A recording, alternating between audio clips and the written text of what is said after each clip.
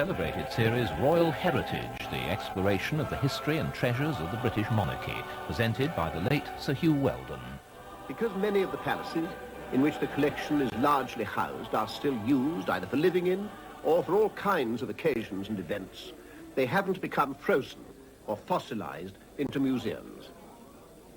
The collection is a treasury, always intended to enrich the nation as well as the throne, and held in trust by the Crown for the kingdom. The royal collections of furniture and furnishings and paintings reach back from our own time to the end of the medieval ages. But the medieval age itself was a period not of collecting, but of building. Our story starts with the medieval buildings. Royal Heritage on Monday at 8 here on BBC Two.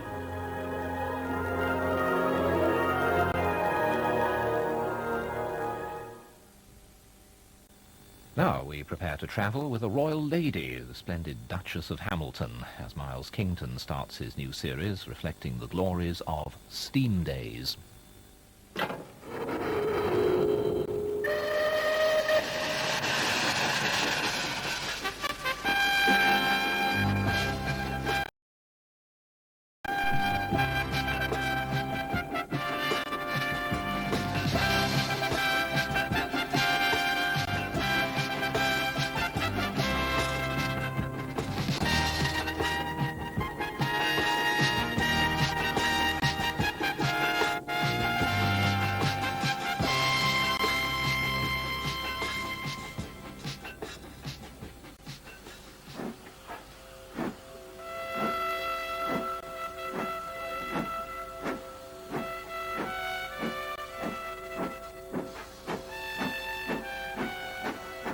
There are more steam engines to be seen now on British rail lines than there have been for 20 years.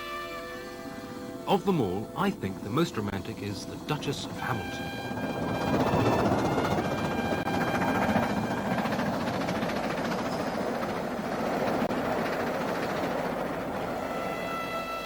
And of all the lines in England still open, the toughest must be the Settle to Carlisle Railway.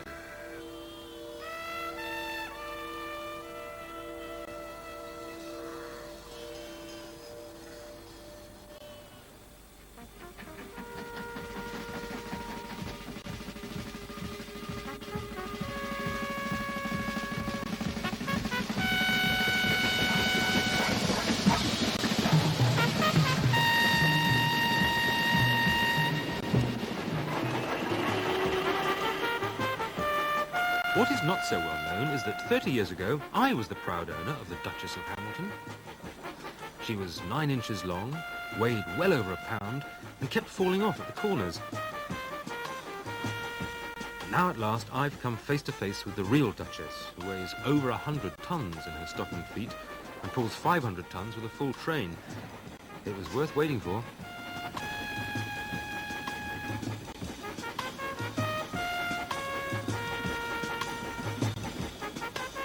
The Duchess lives at York in the National Railway Museum, but she sallies forth regularly to haul special trains over long distances. And for this she has to be prepared and fired up the day before by Pete the fireman and Kim the engineer. Prepared with extra care if you're climbing the Settle Carlisle line.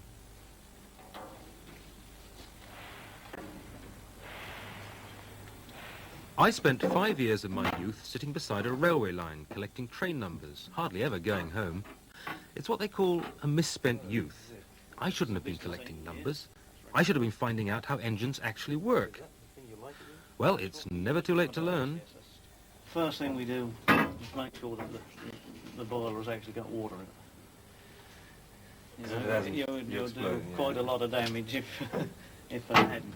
Well, I think it's about time we lit it now. The boiler is all right. Got plenty of water in. We'll get the feeder up to light it. Right.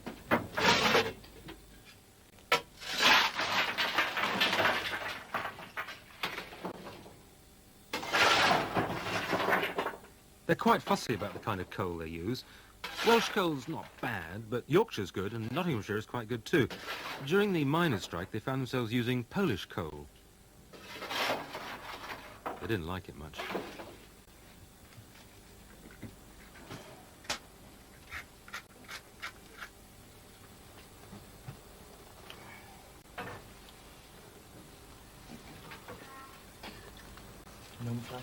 How long does the coal take to light? Does it take fire immediately? 3 or 4 minutes.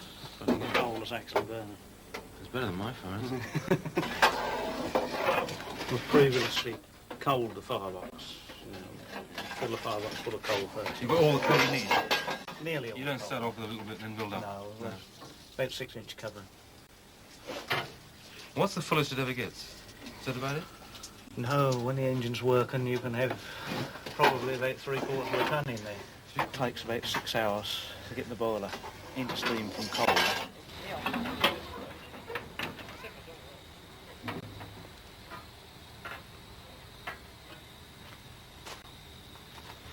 So, really, Kim, we're sitting under a huge boiler which is mounted on huge wheels. What I want to know is how does the steam get to the wheels? Well, the boiler, which is all that red mass, is full of water. And at the top, there's what we call the dome. And in there, there's the regulator valve or throttle valve. The steam then comes from that regulator valve through into the smoke box, which is this black mass at the front here. And that's then what we call superheated, which is the steam is then taken in tubes back through the fire tubes and heated even more to a higher temperature. This engine, when that's working hard, can get up to about 700 degrees Fahrenheit. Yeah.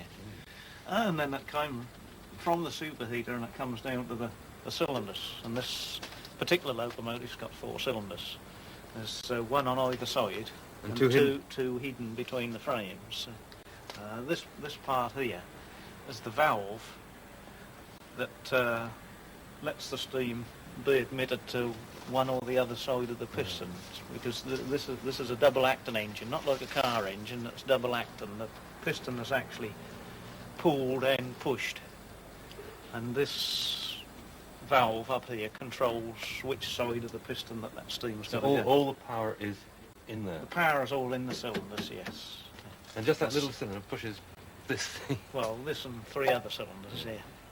It's then transmitted through this crosshead, because that piston wouldn't be strong. It would bend if it hadn't got support from these bars, and then down to the connecting rod, into a rotary motion, down onto the crank, which is incorporated in the wheel. This is one that's actually driven by the cylinders. The other one is the leading one. And that's the one driven in front. by the inside cylinder? That's driven by the inside cylinders. See, and that's connected along... That's connected by a side rod, which connects all 6 driving wheels together so that you've got better adhesion. And it really makes a difference. That makes a lot of difference. Yeah. If you had a single wheel, you wouldn't get half the... Or you wouldn't be... Before the war, the London Midland Scottish Railway was lagging badly behind the other lines, with nothing nearly as powerful on their express routes as the Great Western Kings, so they tempted William Stanier, the wizard designer of the Great Western, to come over to them and create something fast and sleek. By 1938, he had come up with the goods, the Princess and Duchess classes. And it was in that year that the Duchess of Hamilton was born, at Crewe. All manner of smaller parts are made in the smithy. Nuts and bolts in all sizes and varieties, rivets by the tens of thousands. This is where the mysteries go in. A modern engine, such as 6207, has a big appetite for steam. Hence her large grate area of 45 square feet and her high amount of tubing. First to go in is the main steam pipe, through the center of which will later go the rod connecting the regulator handle to the valve.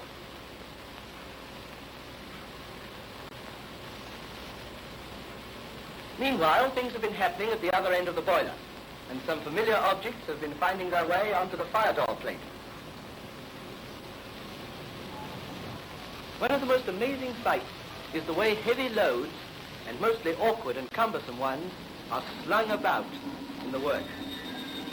A screech from the overhead crane, grappling hooks descending out of the air en route, and almost before you can say knife, a load of from 50 tons up to a complete engine is whisked away to a new position. She's off. 1,000 men have served her in the making. How many thousands will she serve during her life on the LMS main line?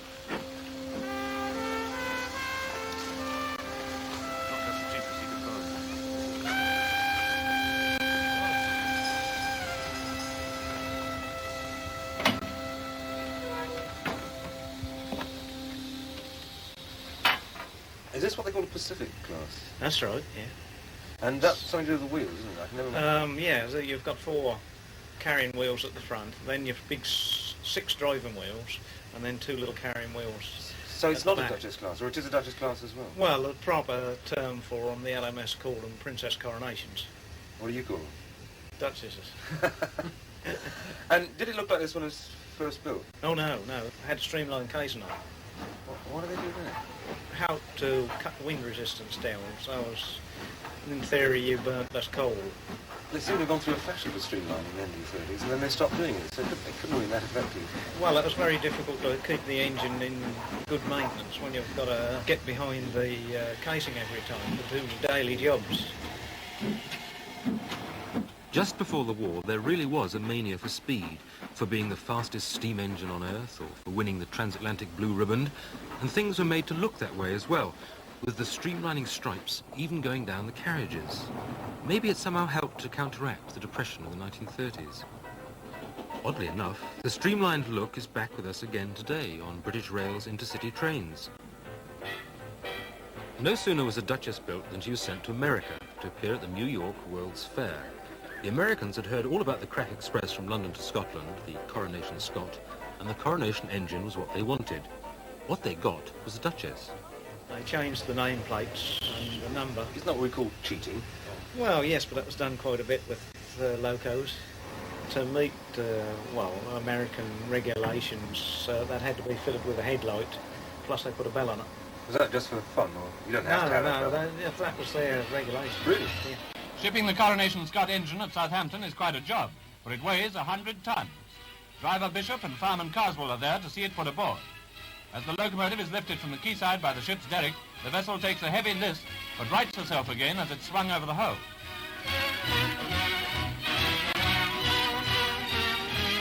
The ship that takes it across, by the way, is Norwegian. The train is going to America to tour the country and to be on show at the World's Fair.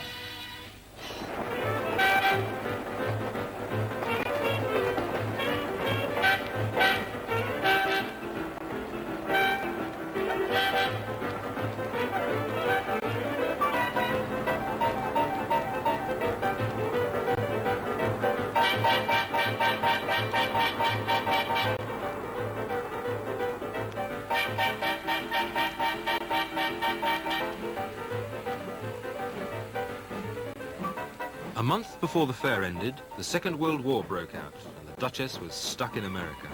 And there she stayed, being seen by an amazing 3 million visitors, until 1942, when the LMS decided to risk bringing her back on a midwinter transatlantic convoy. Luckily, she arrived safe and sound in Cardiff that February.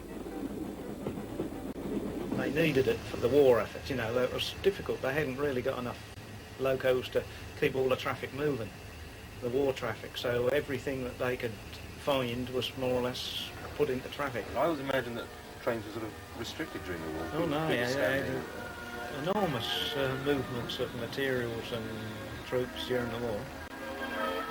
From the ports, trains took the battle-weary men to the dispersal points.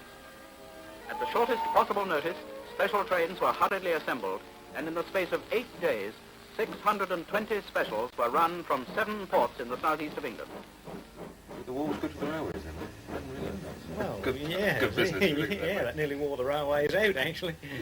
Well, what happened when steam started being phased out and diesel came in? Well, they gradually got displaced. They were put onto empty coach and stock trains and freight trains just to finish up their useful life. And then when they died, they died. That's right. In the scrapyard. Yeah. Well, how come Duchesses survived then? Well, that was just luck more than anything. Mr. Butland decided he would like some attractions at certain holiday camps, and this was one that was bought, along with Duchess of Sutherland. Where did this one go? Minehead.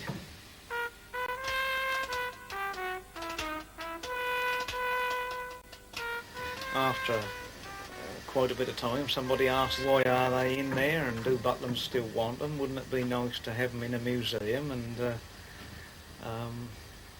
after a period of a few years, that was agreed that Butlands would then release them. So it actually still belongs to Butlins then? This they still could get it belongs back to any time they wanted? Butlins, yeah. And it's on loan, so any day they could take it back to the holiday camp? Well, in theory, yes. Yeah. What should it cost to put this together again when all the operations have been done on the abdomen and the guts?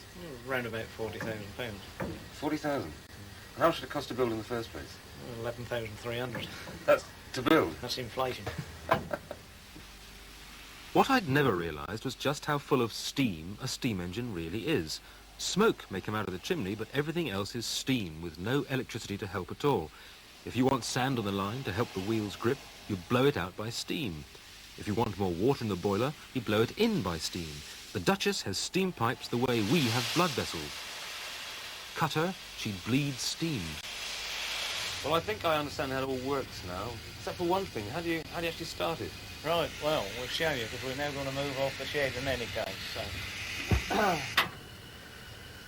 You have to turn this handle on, that creates a brake.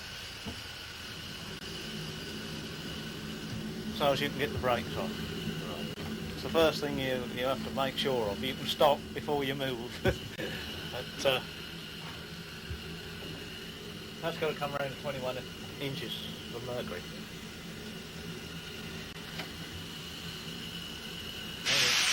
We test it. We then take the engine tender handbrake off.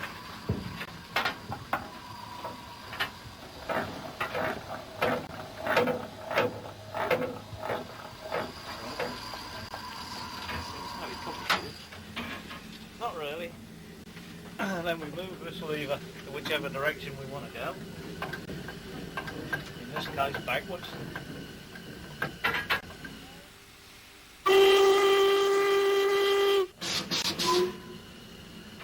And pull this lever, and that will move.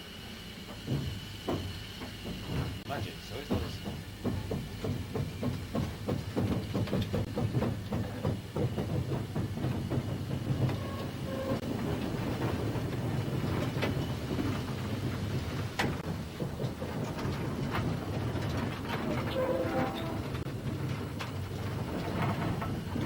Not far enough, this one stops it.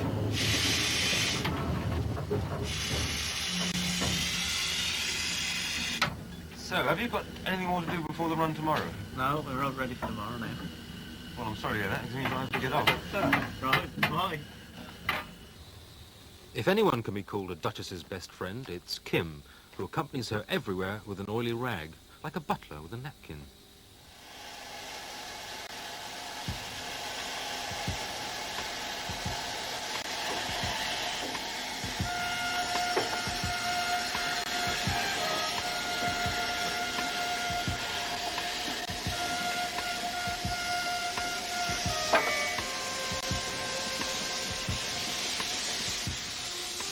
On the great day itself, Kim isn't actually allowed to drive the engine on a British Rail line. Only full-time British Rail drivers can do that. Not that there are many people left in British Rail who still know how. And it may be that one day we'll have lots of steam engines and no steam drivers. One thing we'll never run out of, though, is steam train enthusiasts. And for today's heavyweight contest between the Duchess of Hamilton and the settled Carlisle Railway, every seat has been booked in advance by enthusiasts, nostalgics, connoisseurs and experts. One of them is local historian and non-stop enthusiast Colin Speakman. This is settled in the beginning of the line, really?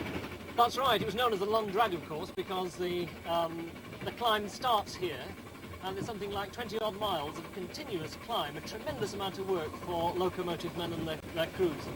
Especially the steam men. That's right, and the steam engines. Yeah. A little easier with diesel, obviously. The reason the line is here is nothing to do with the desire of people in Settle to have a day out in Carlisle, or even vice versa. It's because the Midland Railway were desperate to get their own express main line to Scotland, and the only way they could drive it was over the mountains. Progress was so hard that they even petitioned Parliament to be allowed to give it up. Parliament refused permission, so the Midlands spent 5 long, horrible, dirty, cold years completing the line. And the worst bit, for the builders then, and the engine now, is the 15-mile long drag to the summit.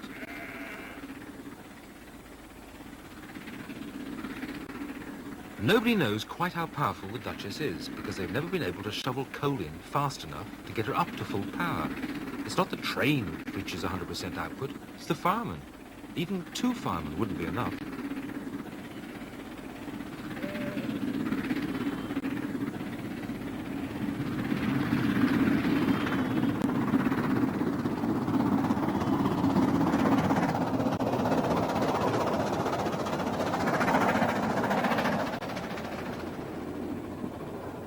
The line was built by thousands of Irish navvies living in townships rather like gold rush towns, with their own shops, chapels, even tramways.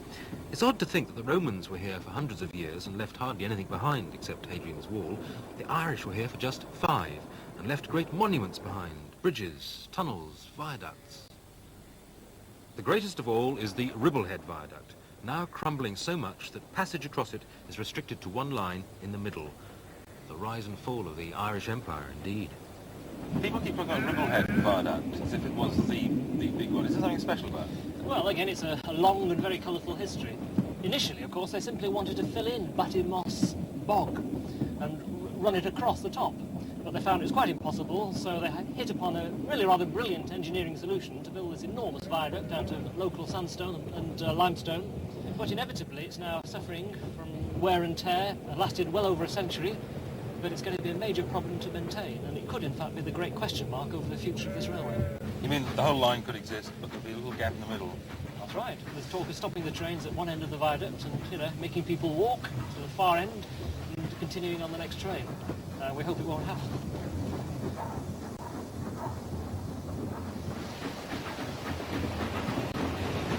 So, this is the dreaded Bleemore Tunnel. It's a dreadful, nasty hole, something like 2,500 feet long, 500 feet underground, and a place that was very difficult to build. A lot of lives lost, a lot of expense, and railwaymen, I think, have always hated it, particularly in the days of steam trains, and it was a very nasty place to go through. Yeah, I've never met anyone who liked it at all. Is this weather typical of line? Do you ever get good days to go up here? Well, we sometimes talk about settled Carlisle weather. That's the kind of days where the rain comes sideways. But at the same time, it can change remarkably quickly and be incredibly beautiful in a matter of moments. Very near the summit now. Something like 1,100 feet above sea level. That's high. We're at Dent Head, coming up to Dent Station, which in fact is the highest station on any railway line in certainly in England and Wales. And nowhere near Dent as far as I can make out. 4.5 miles away, so it was quite a long walk when you arrived at Dent to walk between the station and the town. People have often asked the old story, why was the station there? Because the railway line went there. What are those strange pillar-like things up there? Snow fences. One of the problems in this line, of course, is that the weather can create tremendous difficulties. There are stories of trains disappearing under snowdrift for something like 3 or 4 days before they can finally dig them out.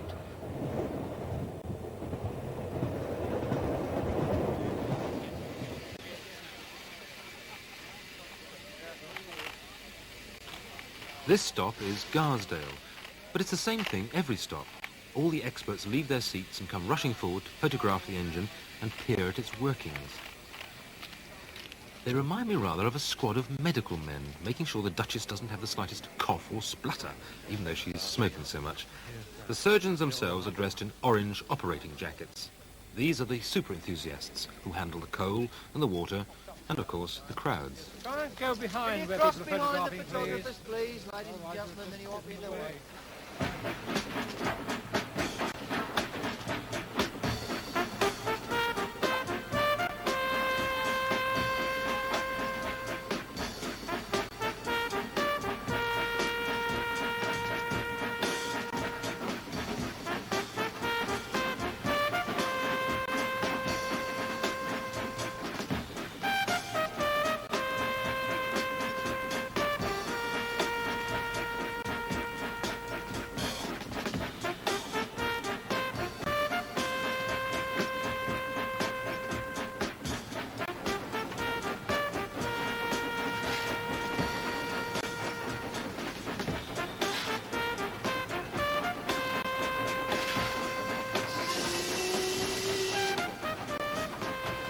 You get the impression, going through this beautiful but desolate countryside, that the builders of the line had only one place in mind, faraway Glasgow.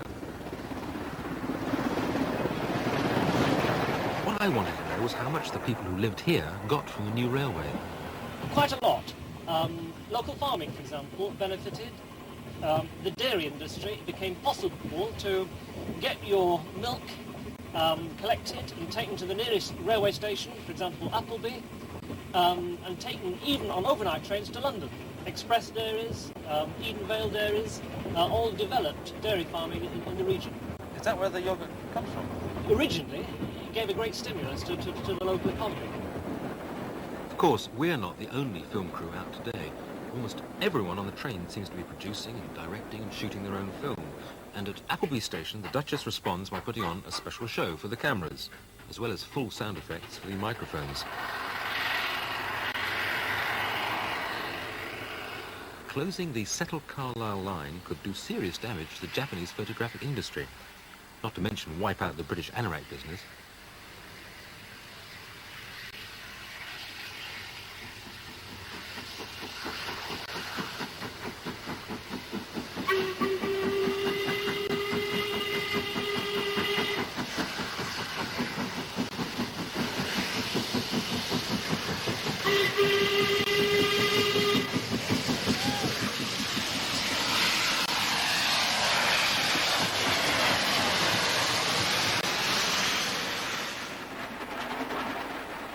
The funny thing is that conservationists like you, who are fighting to keep the line open now, would probably 100 years ago be fighting to stop it being built in the first place. Oh, I've absolutely no doubt about the fact. But the fact that it was built and is there and is a great piece of architecture means I think we ought to make the best of it. We ought to use it. So and it's bigger than just a railway line. It's actually sort of part of historical I heritage. think so. It's a part of the evolution, certainly, of the landscape of the Yorkshire Dales and the Eden Valley. Somebody once said that the Settle to Carlisle line was naught but scenery, and this is certainly true after Appleby, when the hills retreat into a watchful distance and the line slides quietly through the Eden Valley, a land flowing with milk and yoghurt.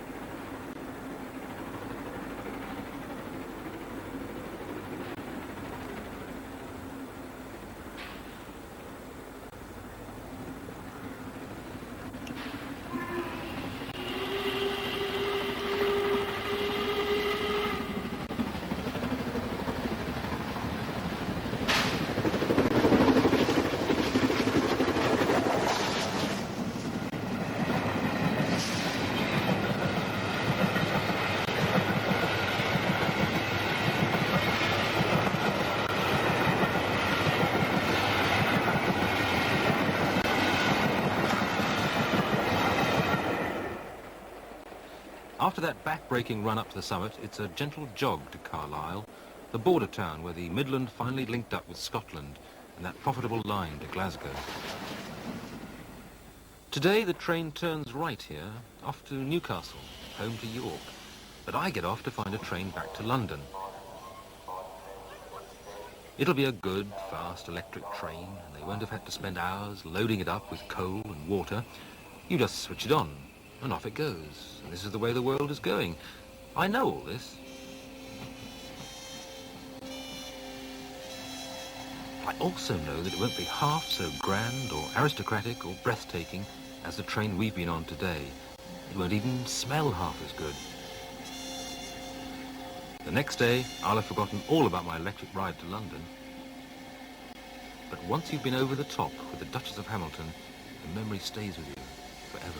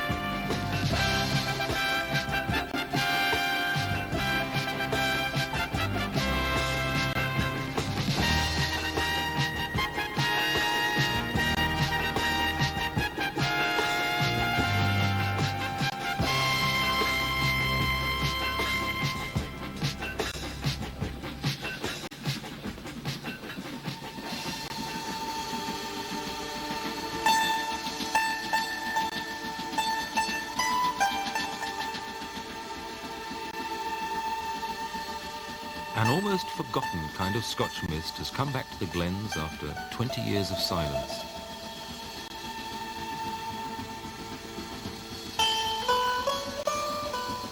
The smoke and steam of a Black 5 engine.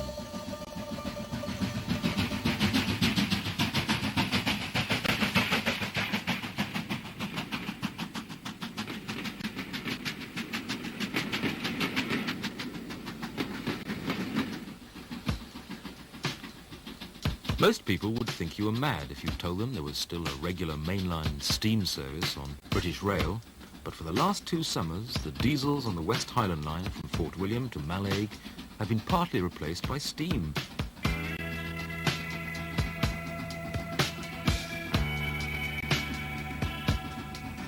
They've even repainted the coaches their old pre-war colours, cream and green. Just for a while, history has gone into reverse.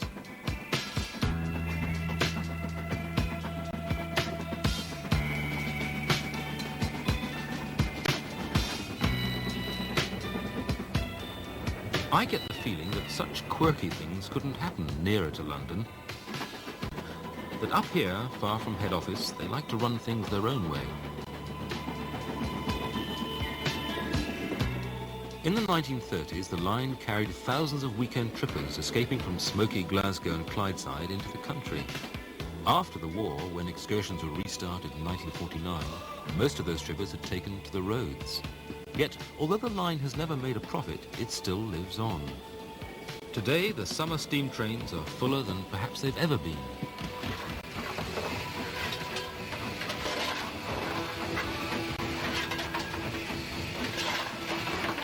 But it wasn't so much tourists and travellers that the line to Mallaig was built to carry as something much more basic: fish.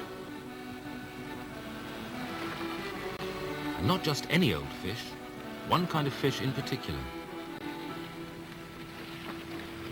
Now, here's a riddle. Why is a steam engine like a herring? That's right, it's because they were once both the commonest things in the world and are now both almost extinct. Mallaig was actually created by the railways, and through the railways grew to be the largest herring port in Europe up till about 20 years ago. This year, not one single herring has been landed in Mallaig so far. The main fish coming here now is the crayfish, or langoustine, which is taken away, not by rail anymore, but by lorry, and driven 1,000 miles or more down to the south of Spain, where they get the best prices. So, if you're on holiday in the Costa Brava, and you have a plate of large prawns, they probably come from here.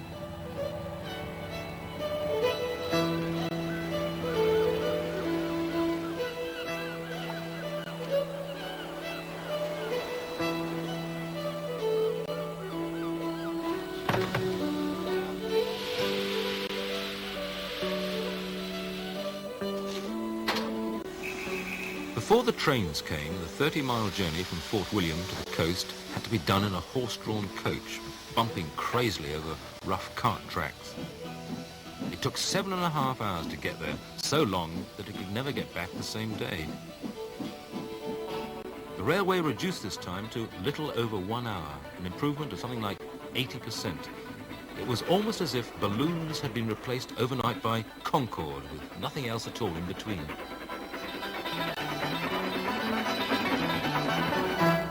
It was here at Court Park, near Fort William, on January the 21st, 1897, that Lady Margaret Cameron of Lochiel, who was not just a lady, but also the wife of one of the directors, used this silver spade to turn the first sod in the Mallaig Railway. And it was the last really hard work she did, because she was replaced almost immediately by 3,500 navvies, who worked for the next 4 hard years to complete the work that she'd so bravely started. But they did finish 1 year ahead of schedule. Mallaig wasn't just reached by the railway, it was built by the railway. The railway company looked at a map of Scotland for a good place for a fishing port, put its finger on a tiny, nearly uninhabited dot, and said, "We'll build a town, a harbour and a pier here." And it wasn't just fishing vessels that came to call at the new harbour. It became a great jumping-off place for the ferries over the sea to Skye and Lewis, as it is today.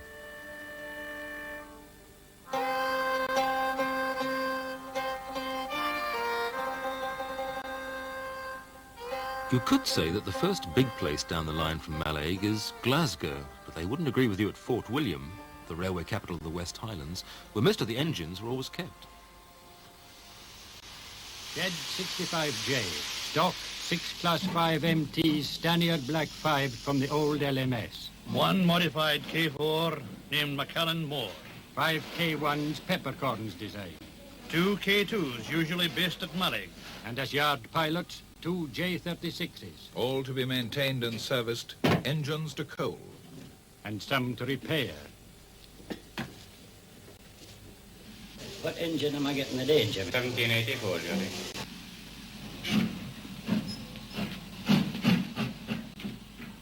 The engines leave Fort William shed. To work south to Glasgow. And west to Mali.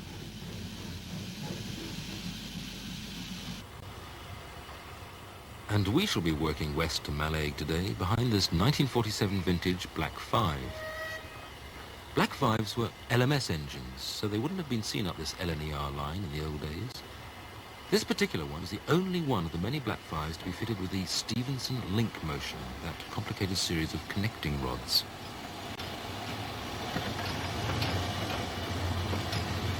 I wonder if that makes it a one-off special or a failed experiment. Well, either way, I give my eye teeth for a chance to travel on the footplate.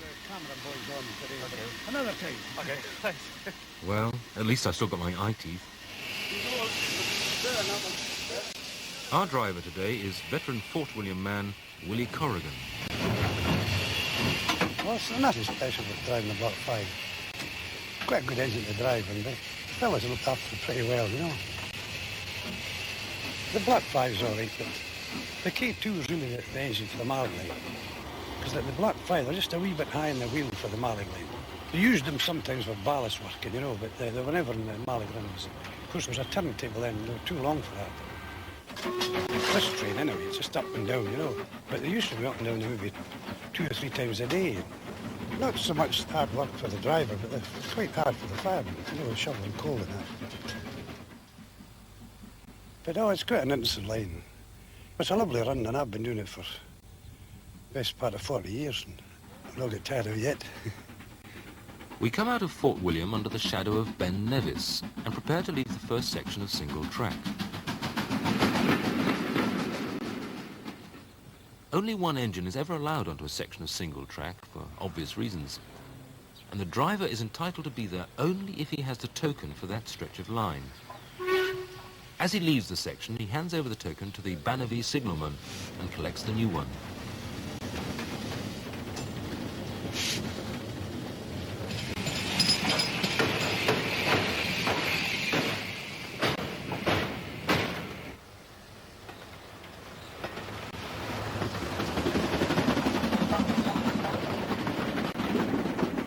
In 1936, a luxury train called the Northern Belle ran right round Britain.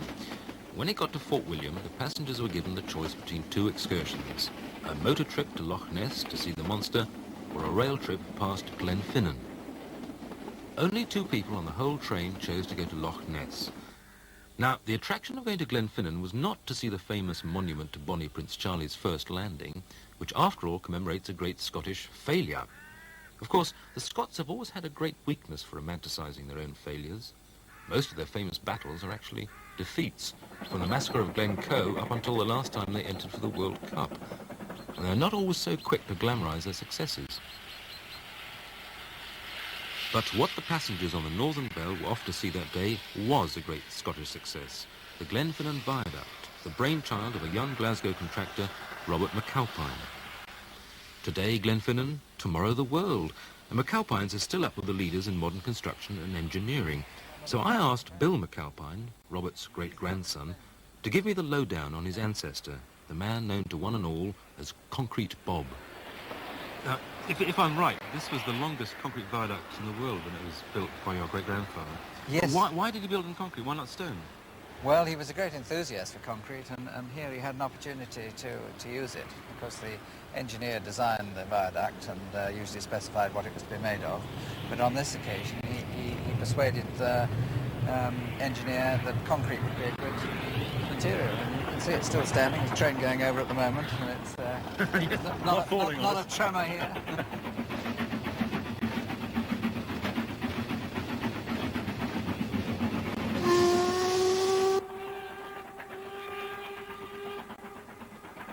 Was that actually very revolutionary at the time?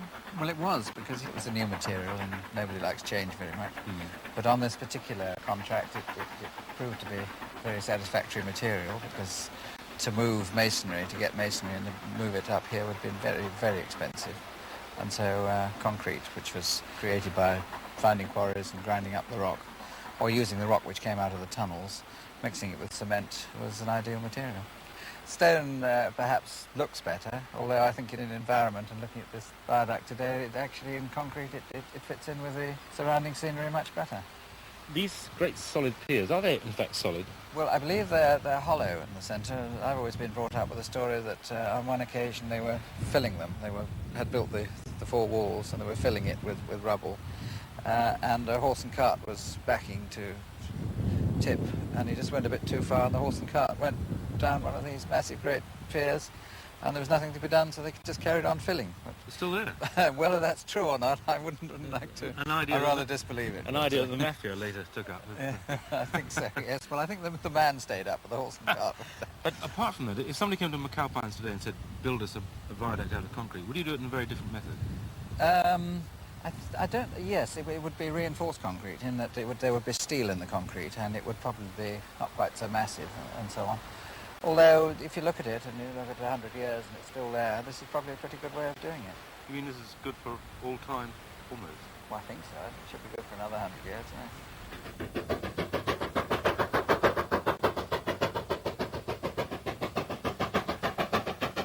Well, the line may still be here in 100 years' time, and Glenfinnan Station may still be open for business, but it's very doubtful if there will still be a signalman at Glenfinnan.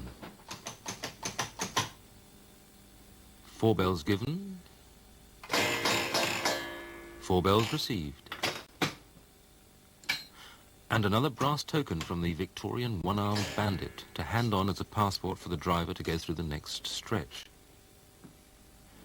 But as he goes through the old routine of ringing through for permission to let the train through, he is already aware that he is the last signalman left hereabouts. The latest plan, apparently, is not only to do away with the traditional token system, but also to get rid of signals altogether. And to give the drivers radio sets so they can report their position to Fort William and ask for clearance to continue. CB on trains, in fact.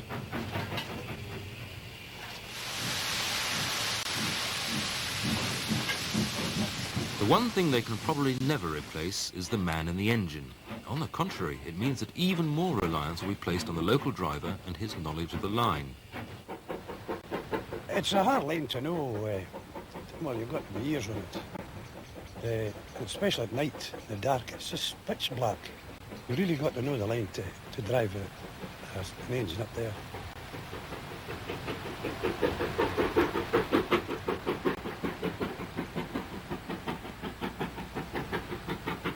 Ever since the train left Fort William, it's been climbing almost all the way.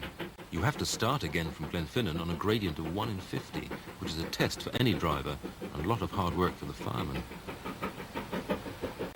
It's an extraordinary thing, but almost all famous lines start low down, go up in the middle, and then come down again at the end. The Settle Carlisle line does, the Orient Express does, and so does the Mallaig line. And unless you're actually driving the train, the climb to the top is the best bit. There's a feeling of heroic effort, masses of steam and smoke, and by far the best photographs.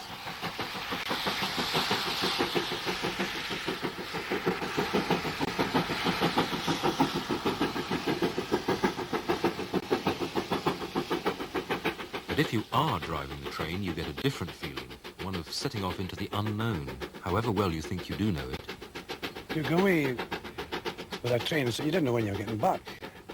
We went away one time, 1947, we left here on Tuesday. We never got back till the Friday.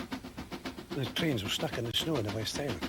It was really hard work then, you know, and it wasn't only that, you couldn't get food anywhere. There was no place to get a cup of tea or once your piece ran out, like, you know.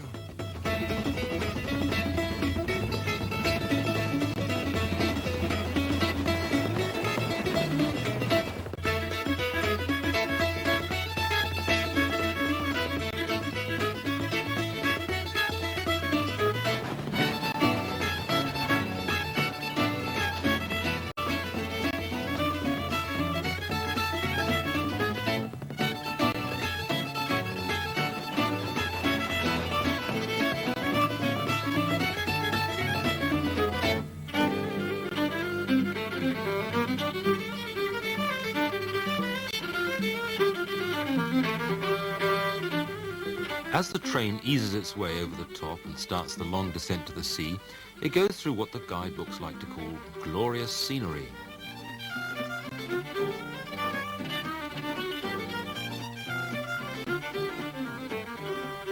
But glorious scenery is a phrase that strikes fear into the heart of any railway engineer, because all it means to him is immense construction difficulties.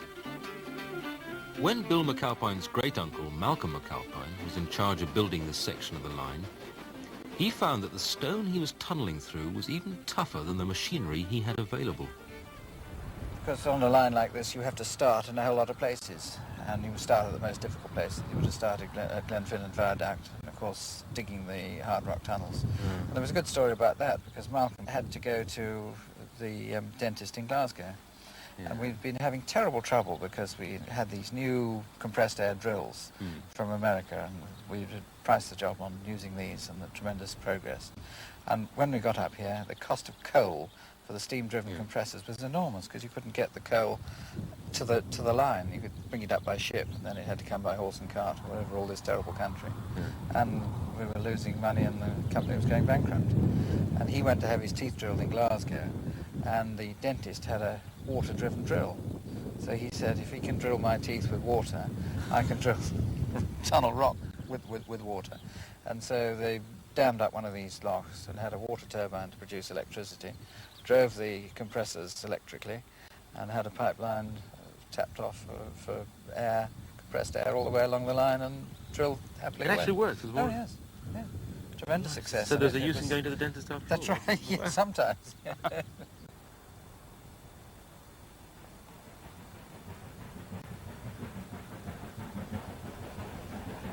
The opening of the line came too late to help many of the inhabitants who had already been driven out by the Highland clearances, the idea behind which was that sheep were more important than men. When the Crofters Commission reported to the Parliament in London 100 years ago, they revealed a state of misery and poverty in the West Highlands which nowadays we would call third world conditions. Even Parliament was stunned into action, and the Mallaig extension became the first line in Britain ever to get government help. Not that this was much consolation to the local people who had already lived a life of deprivation and suffering.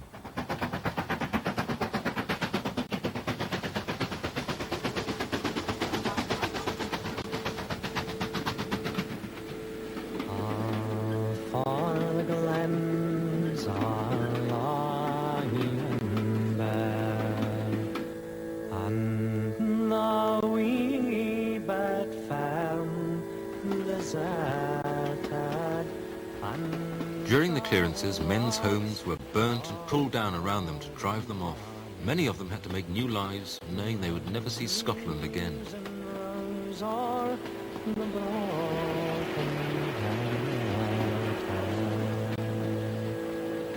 Black as the wood on the ruffian, so is broad, but blacker still is your heart, Victoria.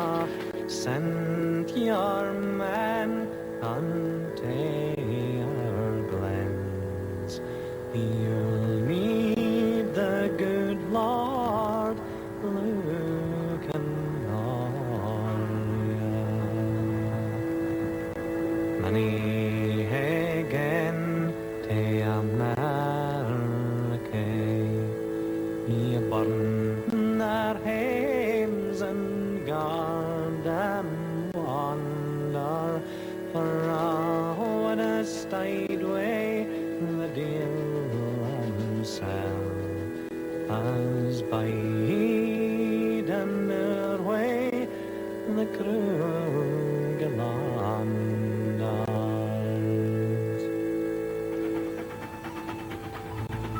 Oh, the railway made an immense difference to this part of the world.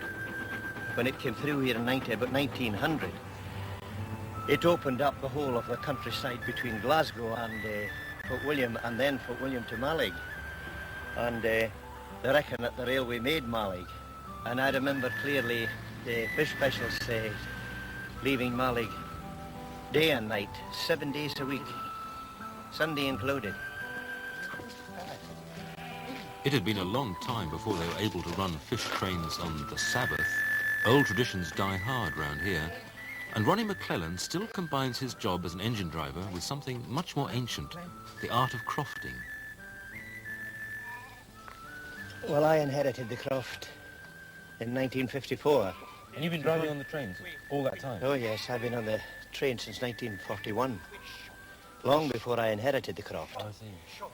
But how do you combine the two? Isn't it almost impossible, or not? Well, I think when you're brought up on a croft, you find that the croft itself won't keep you. It's necessary also to have a good job. But I think when you're born in a croft, there's some attachment which makes you feel as if you've always got to stick by it. And how serious is the threat to close it down now, do you think? Oh, I don't think there's any threat at the moment. There's been a threat, you know. There have been rumours of the railway closing for quite a number of years now. In fact, about 2 years ago, they were considering closing down the depot at Malling. But it was proved then to the powers that be that it wasn't a very wise thing to do. So we've still got the depot at Malling, and it looks as if the railway's beginning to pick up. We've got a steam train, and we've got a few specials. Oh, there's something about the steam that the diesel will never compete with. There's a bit of everything about the steam. There's a bit of romance. There's a bit of science. What is there about the diesel then? Oh, the diesel is just a big box. It's a big box, and you open the power handle, and what more can you do? I hope and pray that it goes. That's another one ready for market.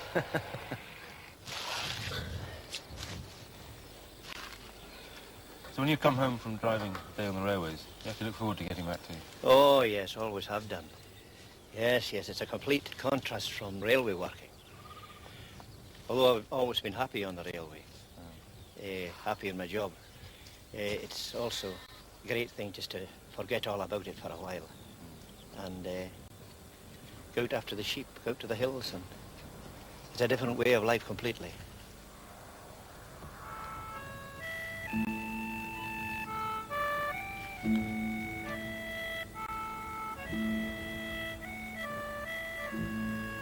During its 85 years, the West Highland Line to Mallaig has won and lost many battles. I think the saddest loss of all was when British Rail decided it could no longer compete with the roads for the fish trade.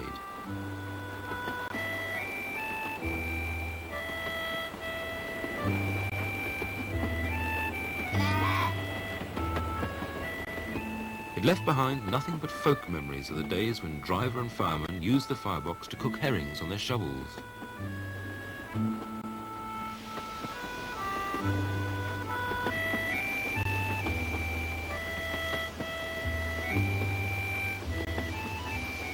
Or when the rails were so wet from the drips from the fish specials that engines could hardly get up the hill out of Mallaig. The fish trains finished well before the fish did, and in the 1970s Mallaig was still catching herring as if there was no tomorrow.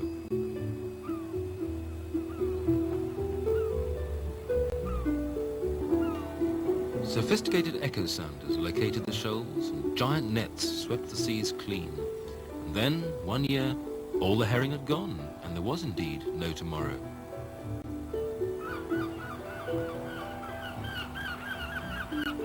The days when the smoke from 13 kipper factories hid Mallaig from the sunlight suddenly seemed very far off.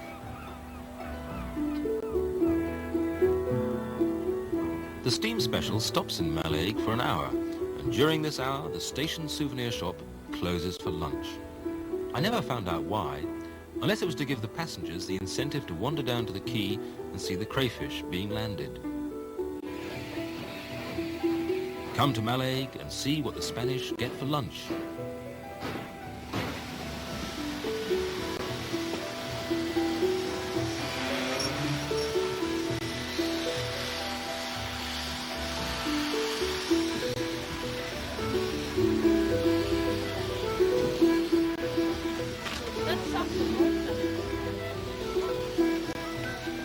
Oh, grand journey, lovely journey. Just lovely. It's a pleasure to come up the line when it's nice and dry, you know. But, I was quite pleased with the run today. It's a good engine too. Well, some good fettle right enough. Comes up the hills there, no bother.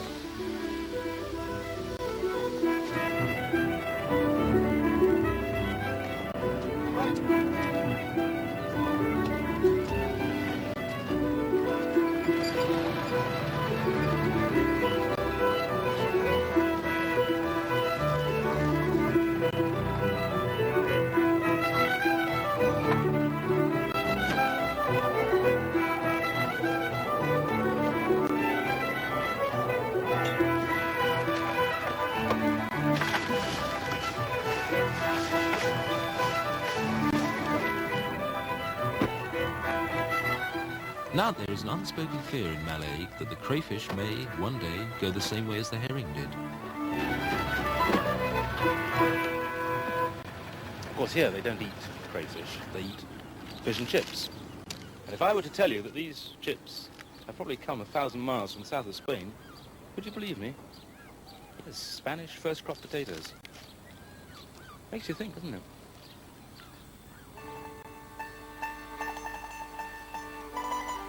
Today, the last relic in Mallaig of the great herring days is George Laurie's kipper factory. And even then, the herrings he so carefully splits and smokes have to be brought from further down the coast. But the ceremony of stacking up the smokehouse, laying the fires, and then letting the smoke do its work at leisure is uncannily like the ritual of firing a railway engine and getting up steam. Long may they both continue.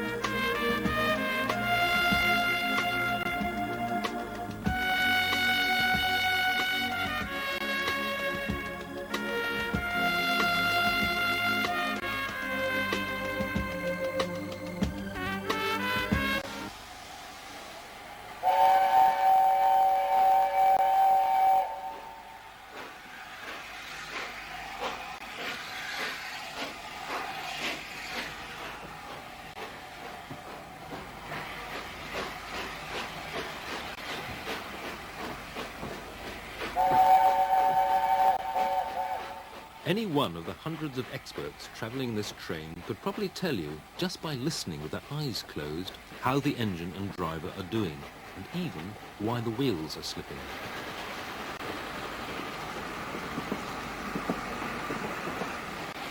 Not that many of them will have their eyes closed on a day like this, even in a tunnel.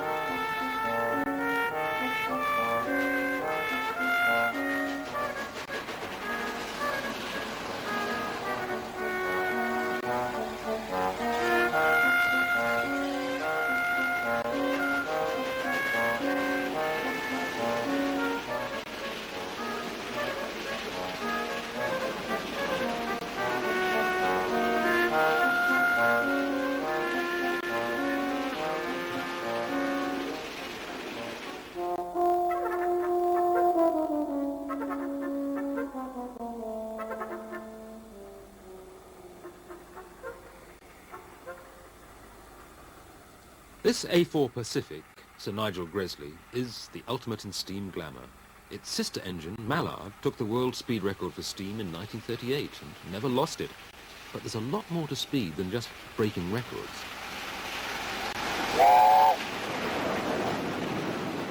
It's also big business, a case of getting a coachload of paying passengers from A to B faster than your rival company, as any engine designer would tell you.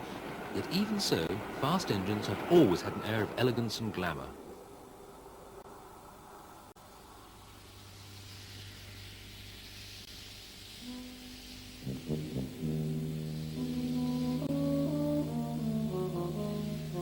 When Patrick Stirling built his famous single-wheeler No. 1 for the Great Northern Railway, he was after power and speed, but he somehow made it look very good as well.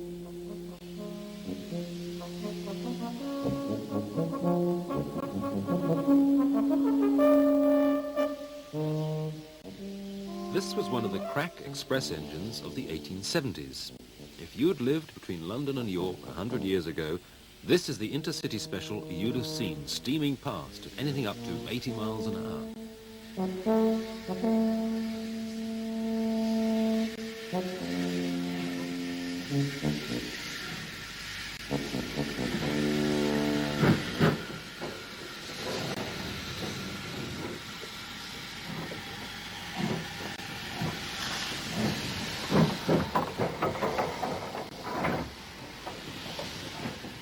Hauled by engines like this, the London to Edinburgh train took about 9 hours, which beat the old stagecoach record by a good day or two. And yet, in a funny sort of way, they still treated the engines like horses. At Grantham, the locomotive would be led off for food and water, and a fresh one put between the shafts. At York, the same again, until the 400-mile haul to the north was over.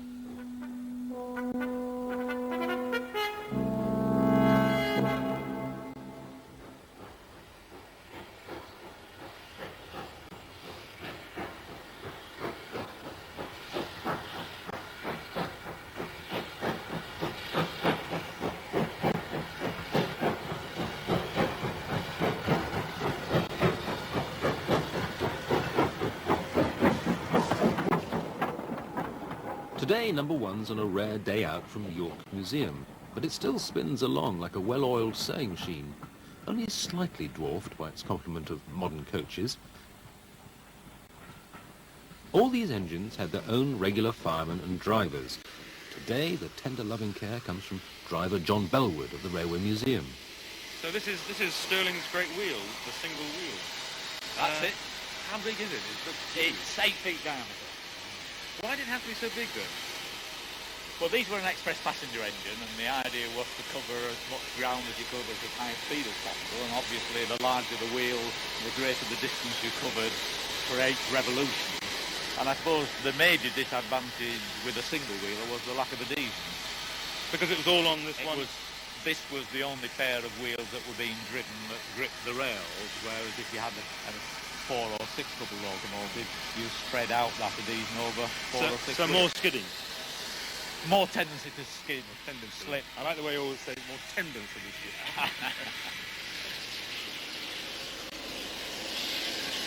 I can't help thinking these rather graceful curves, sexy even, are not entirely functional. Yes, they aren't really functional. It was thought to be an elegant way of connecting the circular shape of the small box with the circular shape of the cylinder. It gave you a nice sweeping appearance. Nice way of coupling two curves together. I've got to drag you back to this wheel again, actually. I'm fascinated by it. Because this is the thing, to me, which makes it look, I've got to say, old-fashioned. I mean, although it's lovely to look at, it looks to me as if it's sort of the end of an era rather than the beginning of the 20th century. Well, it is, yes. I mean, I suppose the Rocket was a single-wheeler, and although there was a sort of Indian summer of single-wheelers on one or two railways with the introduction of steam sanding about 1895, really the single-wheeler was outdated by 1890. The design really had finished then because the problem of adhesion and the need for heavier trains.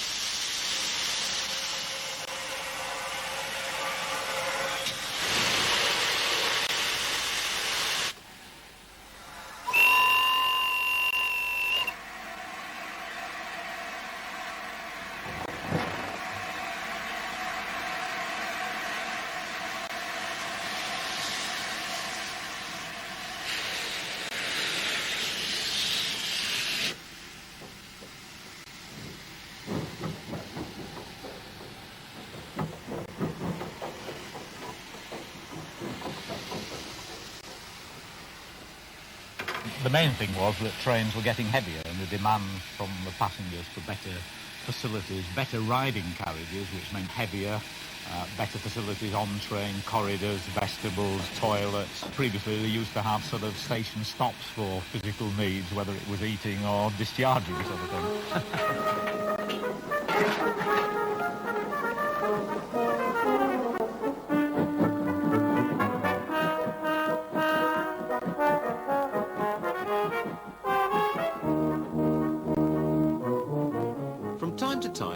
companies indulged in bouts of racing to the north. In 1895, Patrick Stirling himself sent out a message to his staff. The London and North Western Railway Company have expressed their intention to reach Aberdeen before us. This, of course, we cannot permit. But Stirling died only a few months later, probably knowing in his heart of hearts that his famous engines, once model of the year, were already last year's fashion look. So the problem was that the large diameter wheel really inhibited the development of the boiler. You could have got a longer boiler, but a too long a boiler doesn't steam very well, because by the time the heat is all generated at the back end of the boiler, the heat goes through the tubes towards the front, and if the boiler's too long, there's no heat in the gases from the firebox at the front end, and all you're doing is carrying cold water around. There's more to this designing business than I'd realised. It's all a matter of compromise, as most designs are.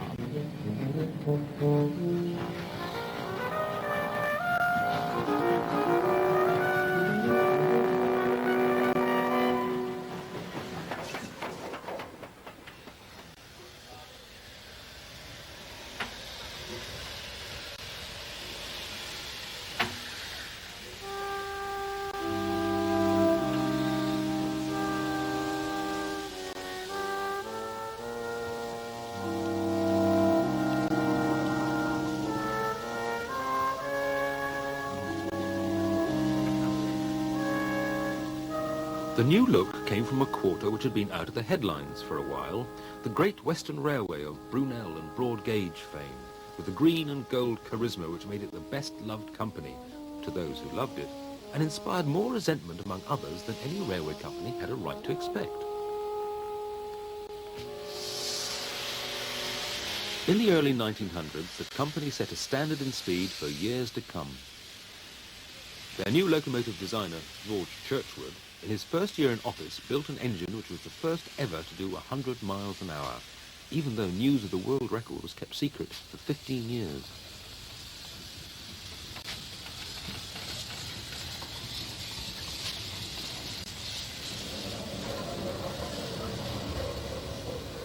The city of Truro was a hybrid design with a much more effective new boiler set on a frame and chassis borrowed from his predecessor. In fact, Churchward had designed the revolutionary boiler while his old boss was still in office.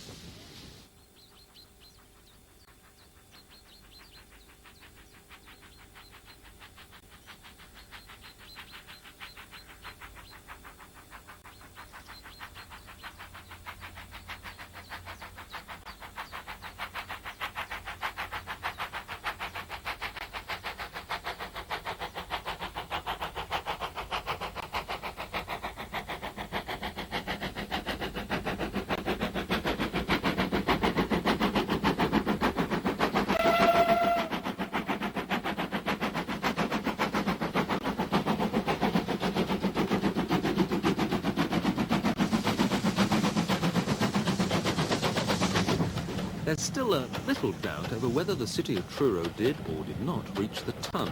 Enough doubt, at any rate, to enable you to pull a GWR man's leg. I tried it on Keith Beck. Keith, I've been looking at the city of Truro, and I find it hard to believe that that engine could have done much over 96 miles an hour, let alone 100. Well, I suppose it is a bit difficult to comprehend, because it's very small compared with more recent steam locomotives. There is a dispute as to whether it did 102 point something or whether it was only 100, but I think there is agreement that it was the first thing on wheels to reach 100 miles an hour, despite the size of it. Nobody was really saying we're going to be the first people on wheels to go 100 miles an hour. There was a race on between two companies, the Great Western and the London and South Western. The Great Western took the transatlantic mails from Plymouth, the South Western took the passengers, and each was determined they were going to reach London first. And in the course of trying to set up the record run, the 100 mile an hour was just incidental and happened without, I think, deliberate intent. It was business, and this was an additional publicity that happened to come in.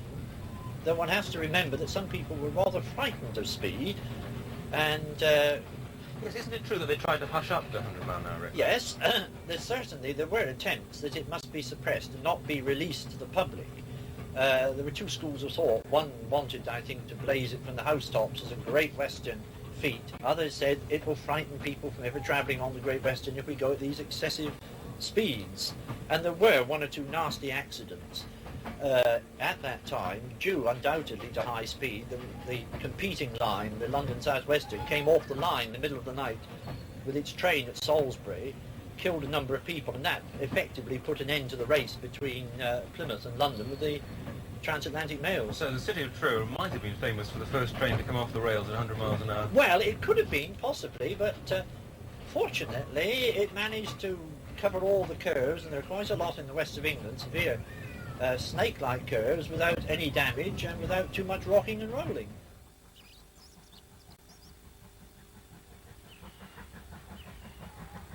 Was there anything special about this compared to other engines at the time?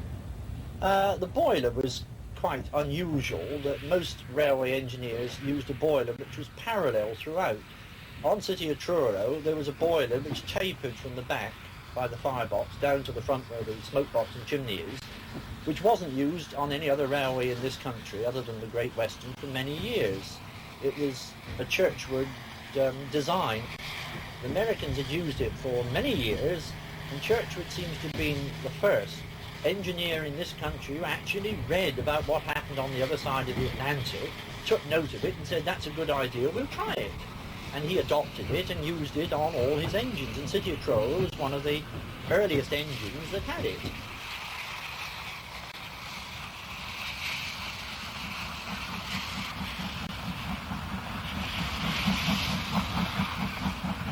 Before 1900, the speed of trains had risen from 5 miles an hour to about 100. In this century, steam engines were never to get that much faster. What they did was to get bigger, thicker and more powerful. Clun Castle was built 30 years after the City of Truro and still has the same look. What's different is that it's been through a bodybuilding course and can pull much longer, heavier trains.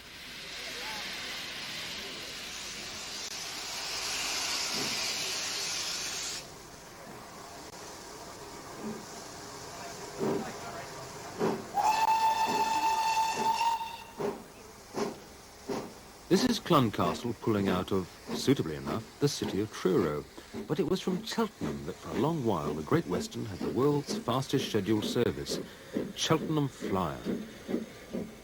Over the home stretch from Swindon to Paddington, the start-to-stop average was 71 miles an hour. According to the book, on a good day the train would touch about 90. Quite why so many people wanted to fly out of Cheltenham as fast as that was never really properly explained. But the publicity was well worth it to the GWR, and they flew a camera up especially to record it.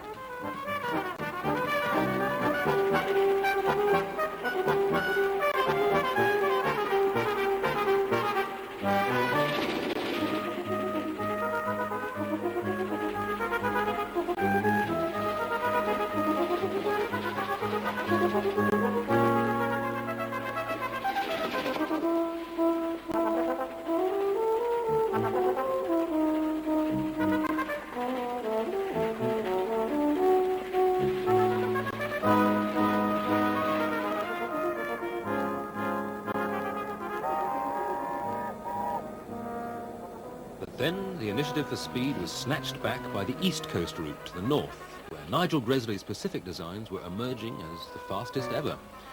It was hard to prove this in the 1920s, when running times to Edinburgh had not changed for 40 years, but in the 1930s the race to the north was on again. The LMS held the top speed record of 114 miles an hour in early 1938, but this was broken that year by the most famous of all A4s, Mallard.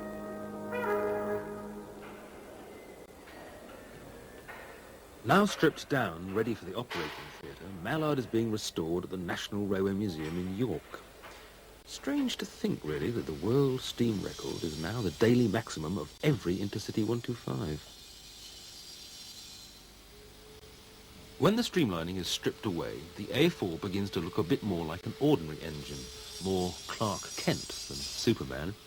In fact, GWR supporters will sometimes whisper in your ear that the A4s may have been fast, but they didn't have the stamina to finish the course. And Wasn't there some design weakness as well, an Achilles heel ready to let down the fastest runner? So this is the big end, the infamous big end. Yes, this is the middle big end on the A4, and this is what ran hot when the Mallard broke the record in 1938. But after that, much work. Top shed man Peter Townend looked after the A4s after the Second World War and will defend them against any suggestion of misbehaviour, though he does admit there was always room for improvement. So this web made it much stronger, more rigid, and then we put a new piece of steel glut in there instead of a brass glut, and then the bearing was made a continuous white metal shell bearing instead of the deep white metal pocket. The lubrication method was changed and the trim intake now, and they were strict to put in there. The oil comes through here, and if that felt pad is worn, all the oil flows through and your bearing will run hot. So the most critical thing on the locomotive really is to make sure that pad is not worn. Otherwise you lose the oil and this bearing can run hot and melt the metal, and you fail the locomotive.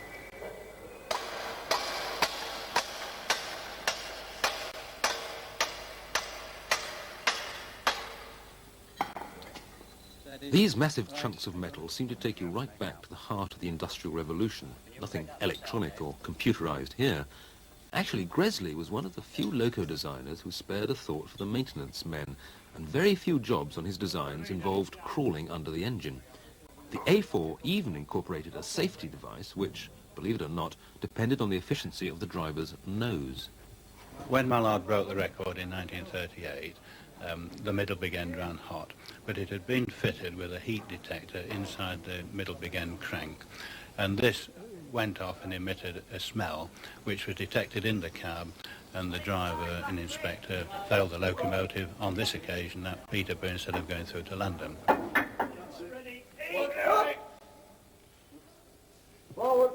To us. Steady. That's it, roll it round. All right.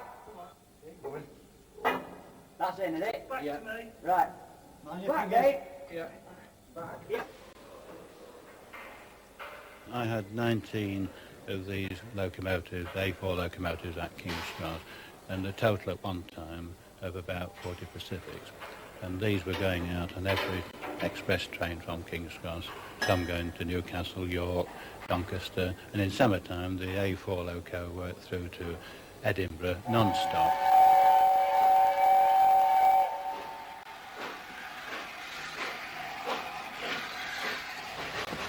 The elegance of these graceful beasts looks effortless, but the streamlining conceals the effort.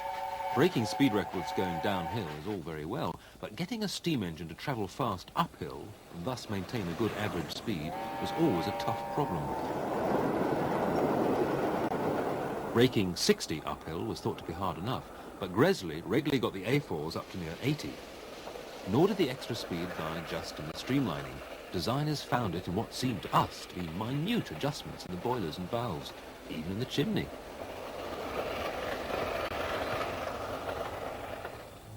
The boiler fitted to the A4 locomotive was of the round top variety, and it was the largest that could be fitted over the 6'8" diameter driving wheels. You're looking through the combustion chamber, which was longer on the A4 locomotive, and this enabled the tubes in the same length of boiler to be shortened. This would produce a quicker steaming boiler. The one feature of the A4 Mallard, which broke the record, that was different to the previous A4 locomotives, was the fitting of the double kill chap blast pipe. The double kill chap blast pipe would improve the power of the locomotive by reducing the back pressure from the cylinders, and this was done by increasing the size of the blast pipe tops, and that in turn increased the power available at the drawbar by about 400 to 500 horsepower.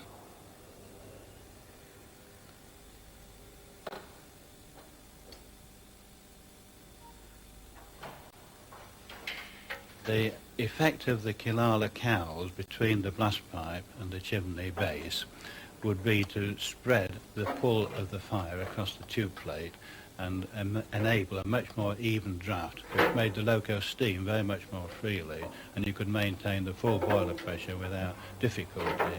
And this in itself would also increase the power of the locomotive.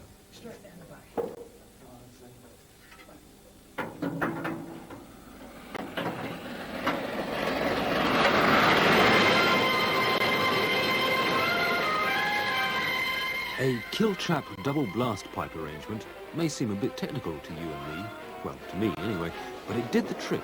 10 miles an hour faster than locomotives without it, and more to the point, cheaper on fuel and easier to fire.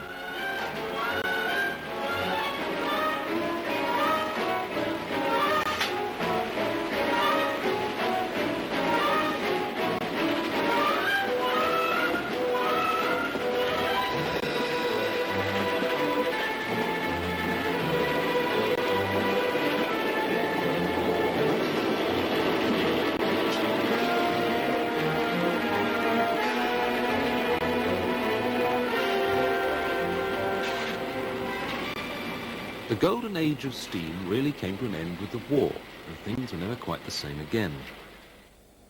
Some people would say that the age of steam should have ended earlier. After all, other parts of Europe had already made the commitment to diesel and electric power in the 1930s. The A4s were perhaps not so much world champions as a glorious sunset, or the last of a line of kings. And yet, the extraordinary thing is that while thousands can tell you which steam engine broke the world record and when, I've yet to meet anyone who can tell me with confidence what the diesel or electric rail speed record is today.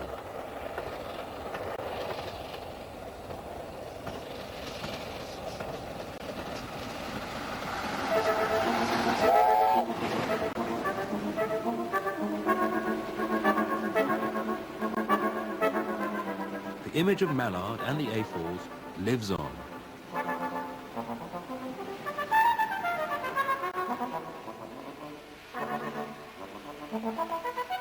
The further the age of steam and speed recedes from our anonymous age, the more potent become its sights and its sounds.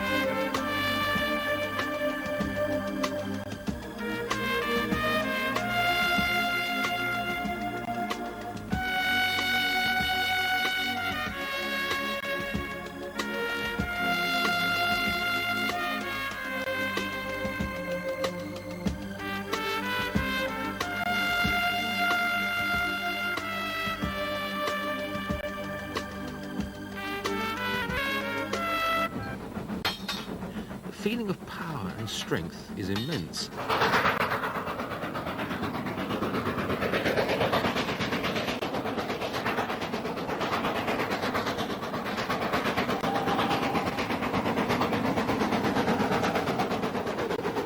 I also can't help thinking that it had taken the railways 100 years to find out that the type of loads they moved best were the ones they started with.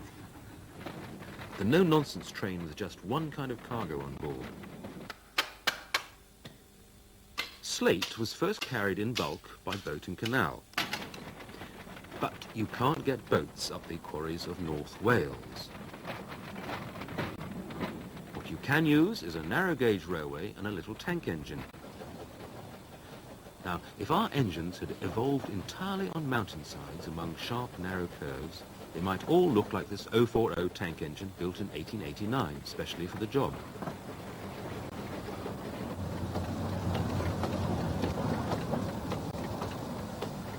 But, of course, they didn't.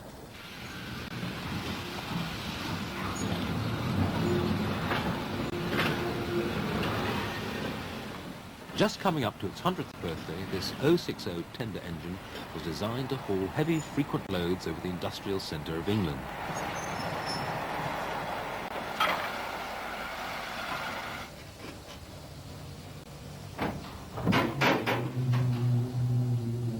Before the 060 could go out earning money for the Lancashire and Yorkshire Railway shareholders, it had to be fed and watered.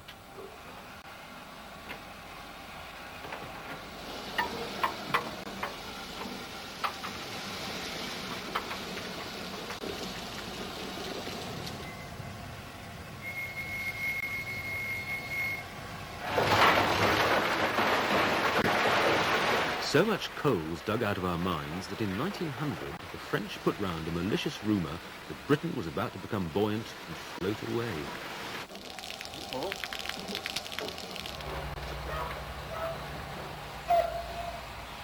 But it's hard for us to imagine what quantities of coal were eaten up in the steam age, which should perhaps have been called the coal age. Coal fed British industry from ironworks to Royal Navy destroyers, from engines in Penzance to shipyards in Glasgow. The freight of many railway lines was over 50% coal. A lot of that coal never left the railways at all. It simply went down the line to feed hungry engines.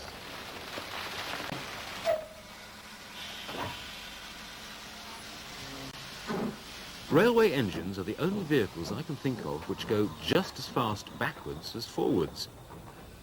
But going backwards is not much fun for the driver and fireman. So it's onto the turntable.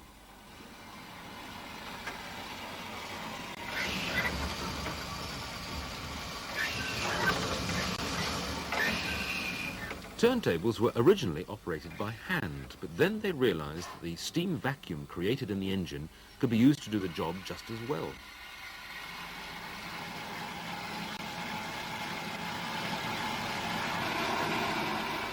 So they plug it in and make it suck itself round through its navel.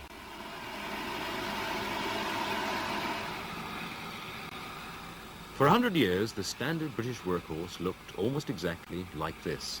3 pairs of driving wheels to spread the axle load, and none of the wheels very big, not good for speed, but good for traction, and a large tender for all that coal and water they got through. Meanwhile, there's a job of putting the train together.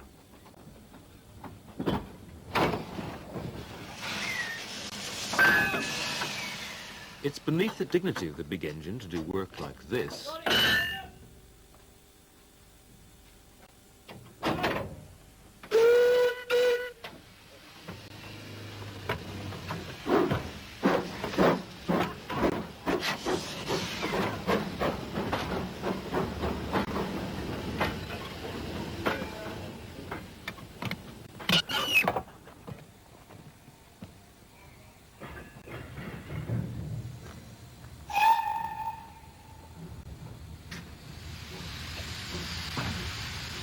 Mile for mile, the Lancashire and Yorkshire Railway once earned more money from freight than any other line in Britain.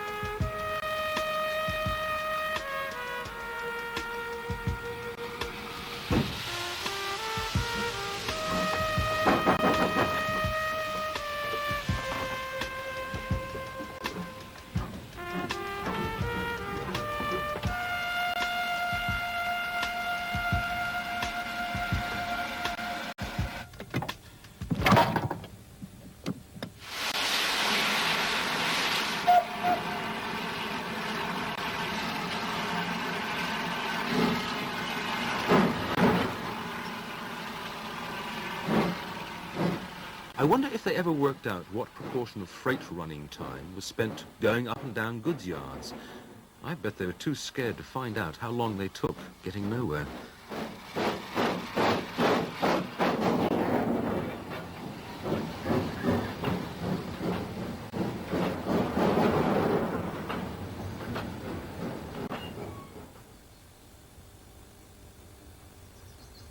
"40 years later, and we're on, yes, the same old standard British workhorse.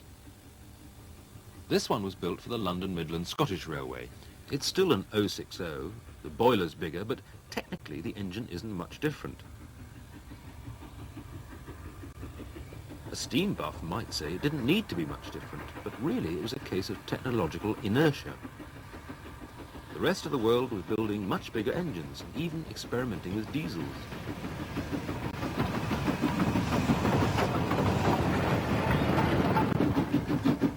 But we British steamed on blithely as before.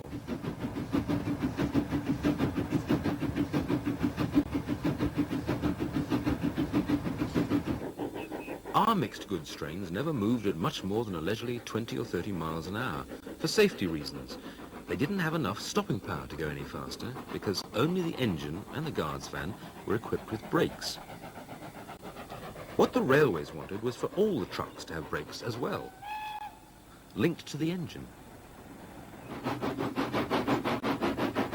Technically, they could have done it, but half the trucks on the average train belonged to private owners, everyone from coal companies to Coleman's Mustard, and they simply didn't want to invest the money in conversion.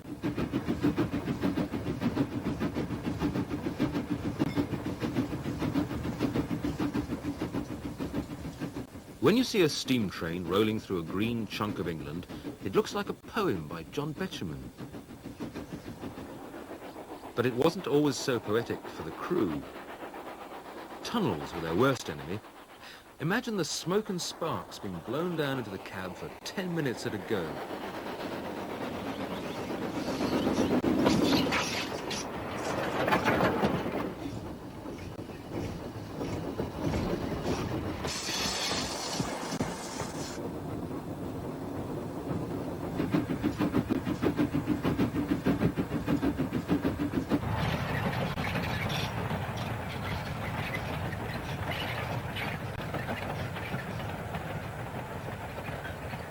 One thing that amazes me about freight trains in Britain is that we've never built up the folklore about them that they had in America, for instance. No Casey Jones, no Rock Island Line, no Chattanooga Choo-Choo or honky-tonk train blues. The only hobos we ever had on British trains were tramps looking for a good night's sleep in a freight truck and getting moved overnight to somewhere they had no desire to get to. Yet there is something evocative about the old freight train. Where have all those trucks come from? What strange cargoes do they all carry? And who was waiting for it all at the other end, for the impossible job of sorting it all out? The freight handlers at Bristol Temple Meads depot, perhaps. Temple Meads is like some gigantic sideboard. A sideboard almost as big as Wembley, with 5,000 feet of platform served by 15 railroads, 35 auto trucks and 4 mobile cranes. Accommodation for 400 wagons and 1,000 tons of goods all at one time. Goods assembled from the fields, fresh packed from the assembly line, green gathered from the factory. Here, they're sorted and served out to the city, the surrounding country, and on to the sideboards of smaller depots. Wrestling with a loose-coupled train as it wended its way between England's sideboards was the province of the Guard. I met Roger Hobson. No, I think it's about one of the least glamorous jobs on the railway, actually.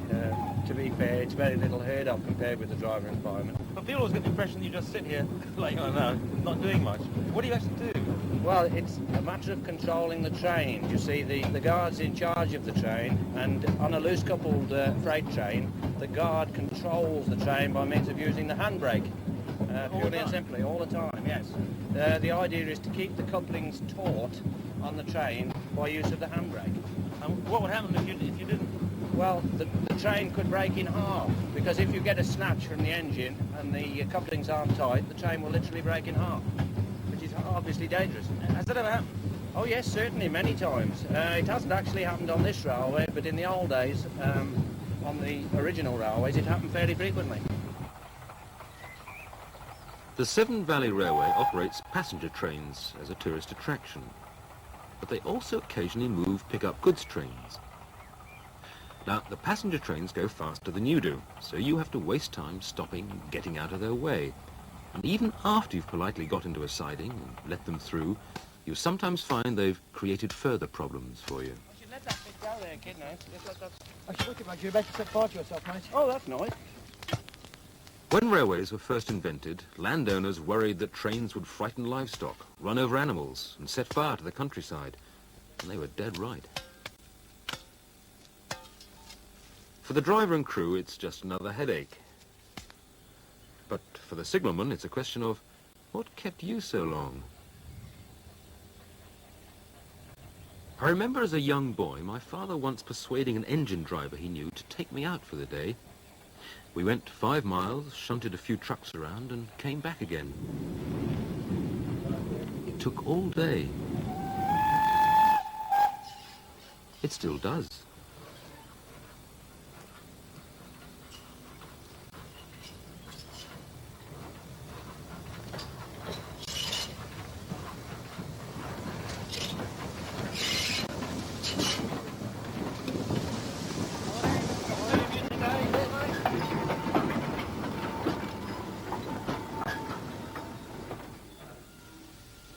A pickup goods train would amble through Highley once or twice a day. It dropped off trucks full of things ordered locally and picked up any truck full of things going elsewhere. Farm produce, bits of machinery, milk, racing pigeons to be released by a station master, anything.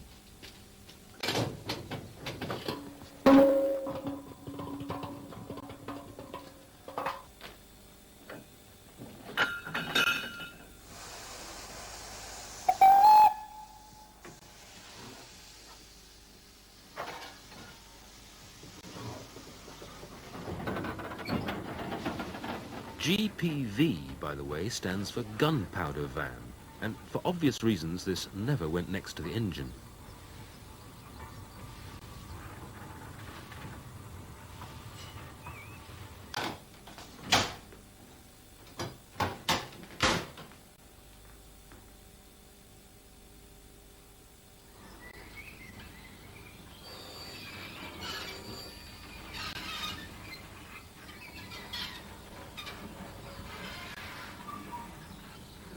People always have a vague look of worry on the railways.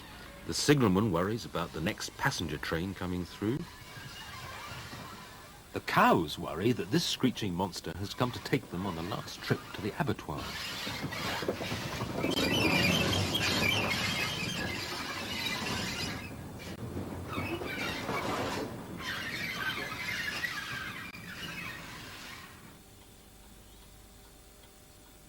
One way of speeding up the snail's pace of goods trains around Britain was fly shunting.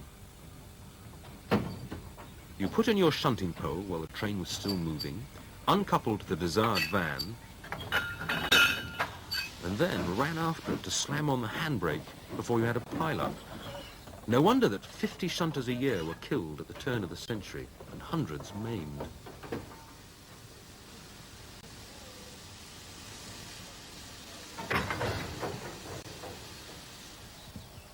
Unfortunately for us, time has run out. All goods traffic will have to clear off the main line because an express passenger train is arriving on it any minute.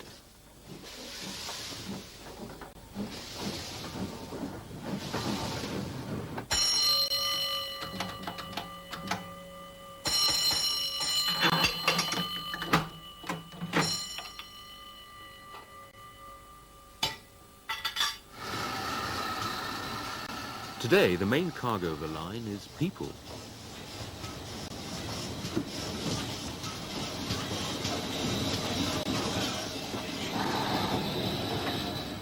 But in British rail days, the main cargo was something you couldn't escape from, even here.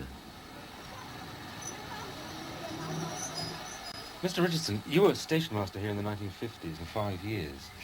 But although today it's the Severn Valley line, it's full of birds and trees, In those days, it was mostly coal, wasn't it? Yes, we carried a terrific amount of coal up and down the line from Albury Colliery. About 1,000 tons a day used to come out through the washery there. So you actually dealt with more coal than passengers? Well, revenue-wise, yes. We used to deal with quite a lot of passengers, but they were all, and most of them were short journeys, you know, workmen going to Kidderminster, the carpet factories, to the military base at Hartlebury, one or two to Bridge North, and one or two to Worcester. Stourport used to take a few.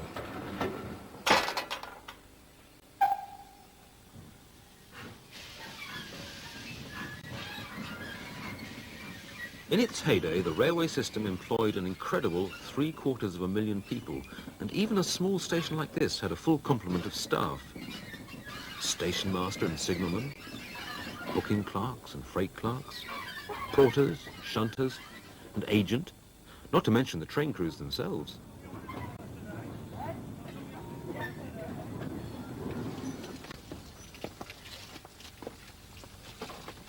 Today, they have to double up on jobs. The shunter has to act as farmhand, if necessary.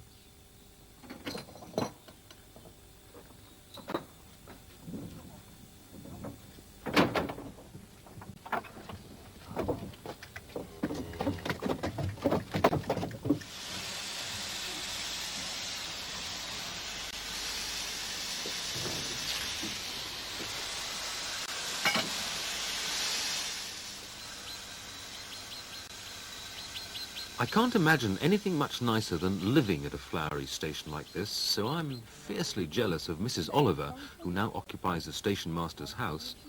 It's hard for us now to believe the range of services that she knew. Will you give these to Fred Jones at Harley Station, please? Of course I will, certainly. Right, Thank you very thank much you. indeed. Every little detail taken care of.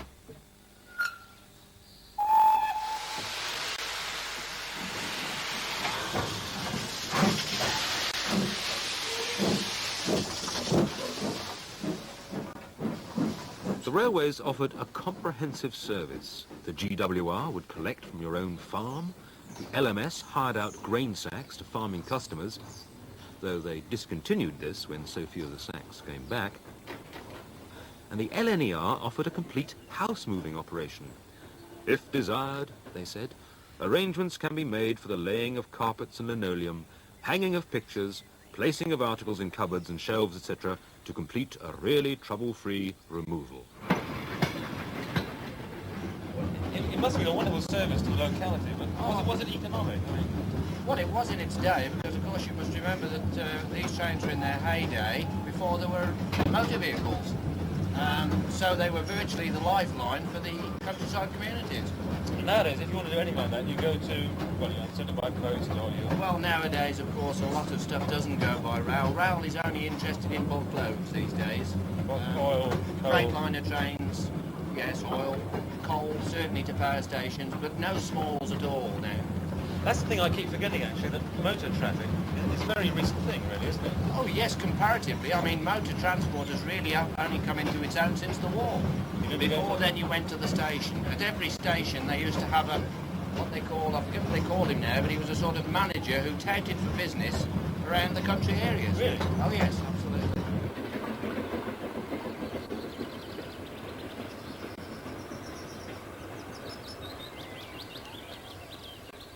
I grew up next door to the Great Western Railway, and I can still remember the clanking of goods trains through the night, the lonely whistle, the echoing of empty wagons.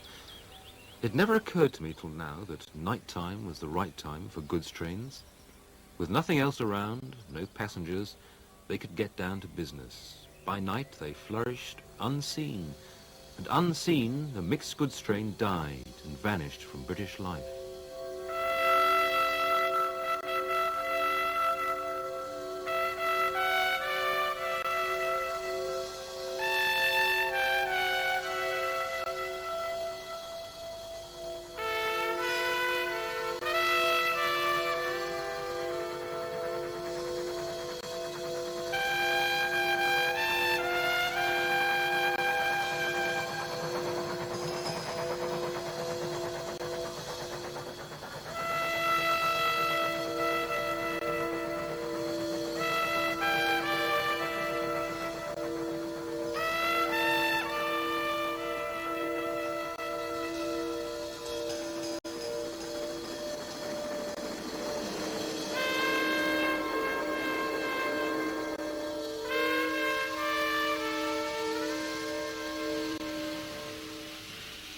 Although I didn't know it at the time, shunting engines were a doomed species. When other competition arose, they would survive only in steam zoos and railway safari parks.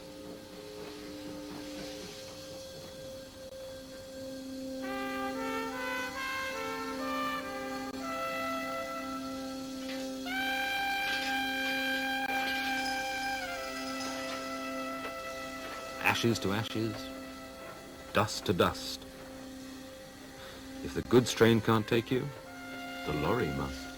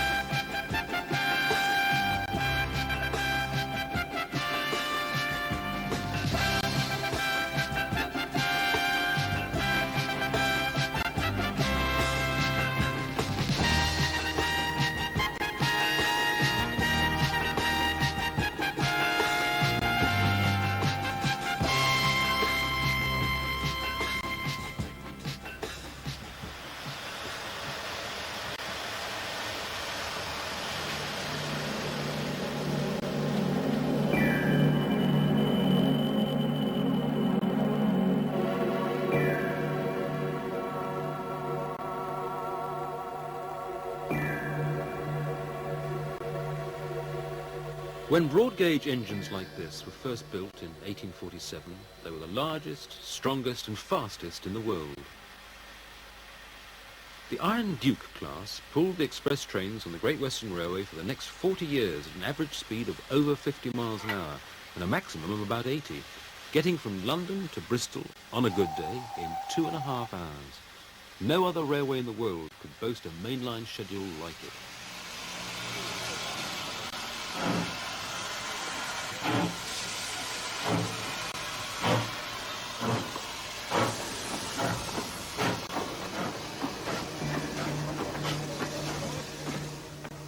But the Victorian era is not really the golden age for which the GWR is most remembered. After their glittering dawn, there were terrible financial difficulties mid-century. Many of these were caused by their pig-headed adherence to the broad gauge line, which didn't fit in with anybody else's.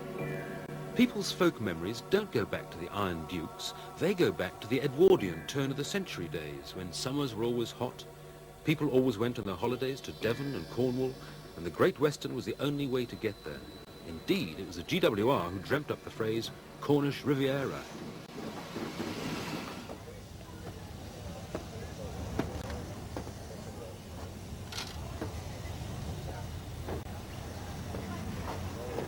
The magic of that steam highway to the west is such that people are still celebrating the GWR 40 years after it ceased trading.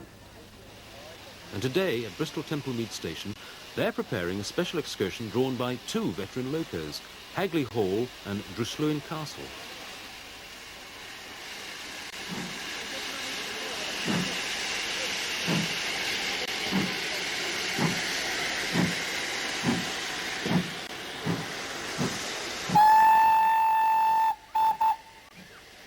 The Great Western had a great penchant for naming its engines after manors, halls and castles in its region, and people sometimes said that the Great Western, aiming at a rich class of passenger, might be attracting them by putting their addresses on the engines. But the whole point of opening up the West was to get everyone down there on their holidays, and the GWR pretty soon started looking for a mass market. But there was no question of a mass market to begin with. The line to London was the brainchild of the wealthy businessmen of Bristol, and it was for wealthy ladies and gentlemen that Bristol Temple Mead Station was built, for passengers who arrived by horse and carriage. And for those who wanted to take them with them, there were wagons you could load your carriage onto. The horse you had to leave behind. With all that Bristol money, it wasn't surprising that the Temple Mead Station was open, looking like a palace, while Paddington was still a series of wooden huts. Brunel's old station is still there, now being restored to former glory by the Brunel Engineering Trust, whose Caroline Parsons let me have a look round.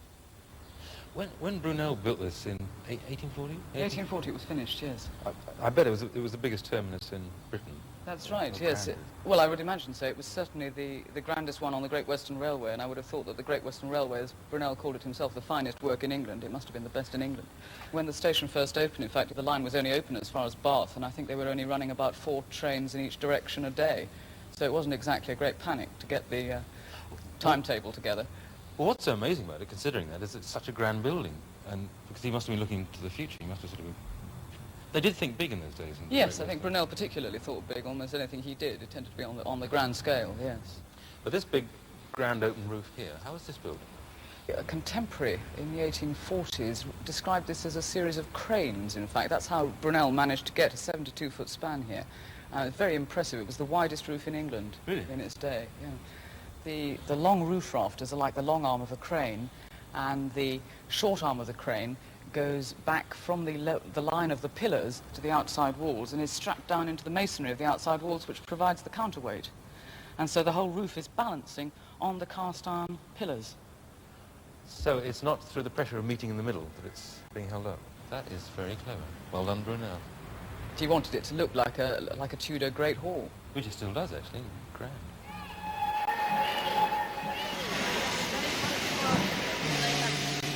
But what is it that brings everyone out today? Is it the music of steam that they remember from their youth, as if they were getting out their old 78s?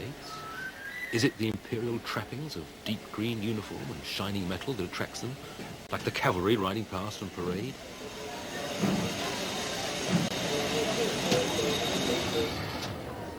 Or is it even, as I think it is in my case, the feeling that these old engines were great actors in a lost tradition, filling the stage with gestures and noise and sound effects, making modern diesels look as if they're performing in their sleep?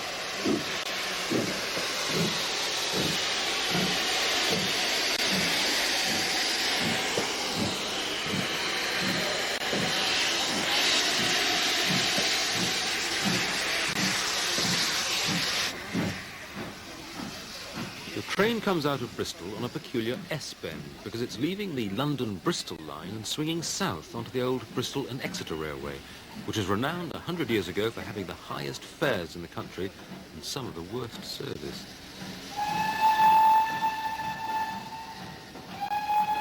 When it was finally taken over by the GWR in 1876, to the hearty relief of everyone, a poet wrote, "Here lies from malediction free the niggardly grasping B&E. High fares and bad accommodation made it renowned throughout the nation." But at least they had the sense to get the line engineered in the first place by Brunel, and he laid out a good fast line all the way down to Exeter.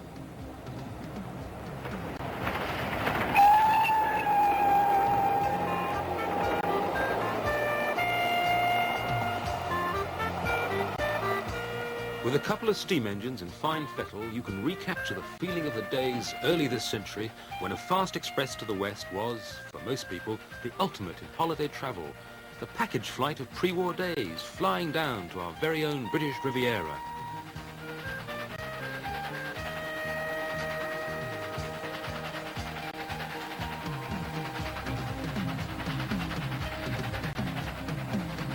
The steepest part of the line before Exeter is the Wellington Bank, so this is where most of the enthusiasts gather with their video cameras.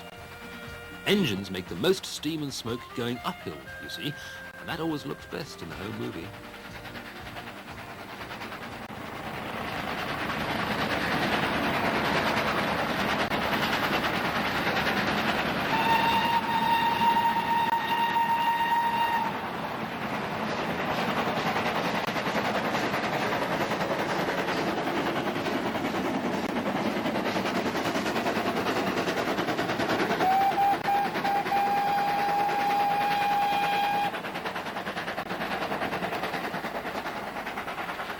Railway people are still amazingly loyal to the line they grew up with, so when we enlisted railway historian Peter Simmons, we first had to find out secretly where he started life.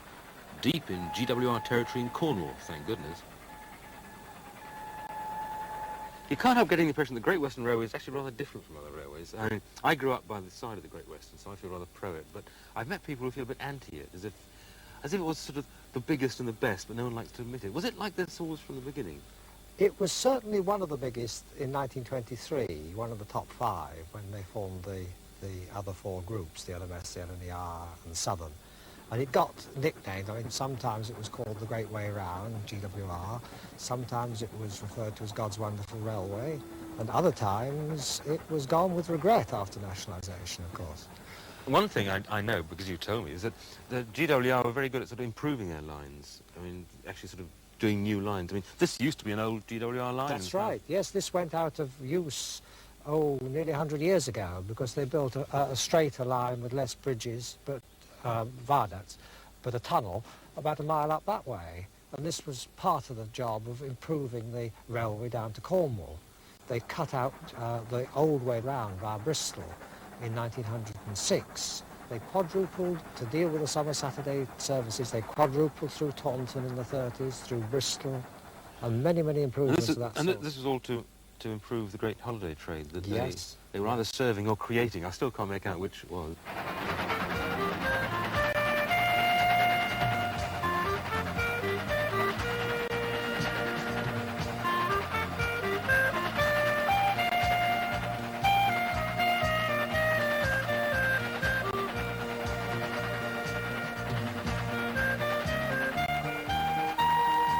Steam trains now look part of the traditional British landscape, but many people once found them noisy, dirty, nasty and modern, in fact.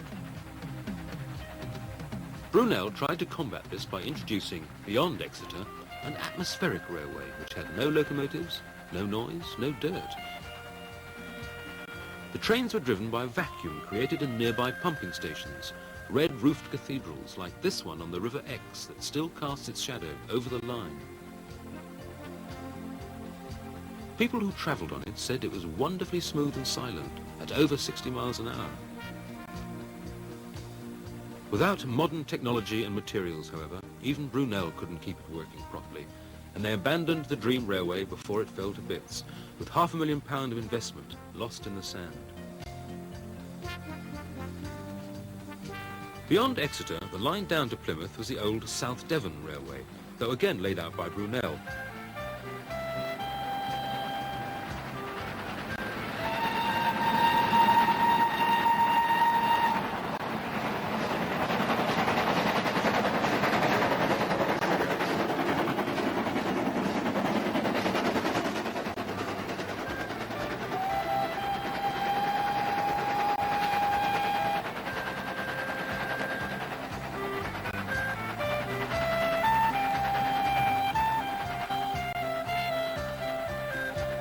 Round the corner, the line runs for nearly 5 miles alongside the sea, as near to the water as it can get without getting its feet wet.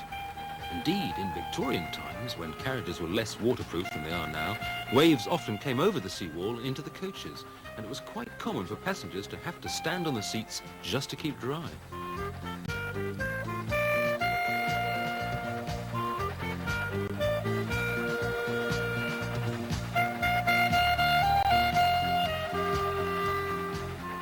This steam special was due to finish in Plymouth, where the South Devon Railway was also forced to finish, and for a very good reason. Its way beyond Plymouth at Saltash was blocked by an enormous obstacle, the River Tamar. I met up with Peter Semmons again down at the water's edge, waiting for another steam special. And as we waited, I asked him about the problems of trying to join Cornwall to Paddington Station. Peter, we've come right to the edge of Devon, as indeed the railways had done by 1840, and then they found this great watery mass barring their path to Cornwall. So what do they do? Well, it was quite a problem because the river is wide, it's deep, 80 feet, 90 feet in the centre, and the Admiralty insisted on having 100 feet height here to let their sailing ships get past. To the huge masts. The huge masts. There were already railways down in Cornwall, but they wanted to link those railways with the rest of the English railways. Civilization, yes. And who did they send for? Well, Brunel, he was the engineer for the Cornwall Railway, as he'd been for the South Devon Railway and the other associated companies of the Great Western. So what was the exact system that he used to build the bridge? Because it does look a strange shape. It is. He built a smaller version of this principle before at Chepstow, which is no longer with us. But this was much the biggest version of it, and he had a combination of an arch and a suspension bridge. The arch tubes are those big ones right on the top there, and they're thrusting outwards because of the weight on them. Against the pillars, yes. And you normally need to have strong abutments to take that. The suspension bridge, as you can see on the road bridge behind, the cables there are anchored in the land and they're pulling in. So he combined them all up there. And in this end, where you see his name, I.K. Brunel, engineer, 1859, the chains and the arch come together and all the forces in and out disappear. So really it's a sort of self-contained unit and you could put it anywhere and then just support it on a pier? That's right, but the problem is it's 100 feet up in the air and you can't lift it up there.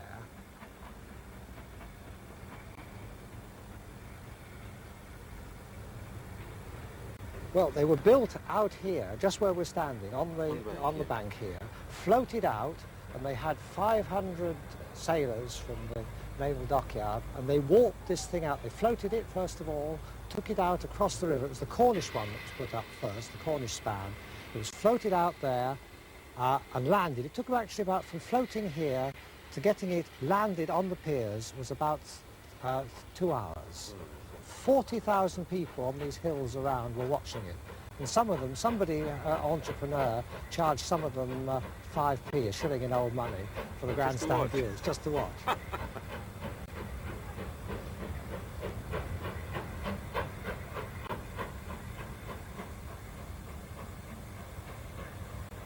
When they got them out there, they weren't that height, were they? Oh no, they were just above water level, right at the bottom of those stone piers there.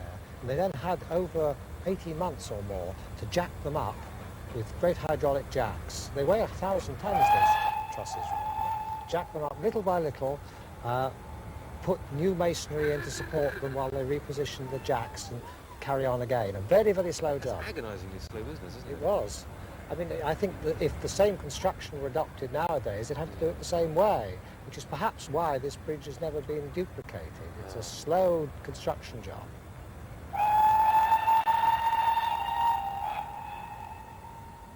The whole of the way down to Cornwall was eventually, in this century, turned into double track, but not this bridge. In this bridge, the single line tablets, they used to pick up a staff at this end and give it up at the other. And it was sort of like getting a passport to go into Cornwall. They must have wanted to open up Cornwall sooner or later. Yes, it was a very important link in the Cornwall story, economic story, particularly after the through trains to London. The new 7-hour service started in 1904, which eventually became the Cornish Riviera. That boosted traffic in 1 year at Penzance by 67%. Really? And was that mostly holiday traffic, or was it? It must have been, yes. This was the time the Great Western was pushing the Cornish Riviera, see your own country first, and that sort of thing. They could see a tremendous potential there. The initial impact on Cornwall was actually to help its fishing and farming. For the first time ever, they could get Cornish fish to Billingsgate within 24 hours. But getting holidaymakers down to Cornwall proved more important. The GWR developed a knack for advertising and merchandising. In 1904, they even produced their very own cinema commercial.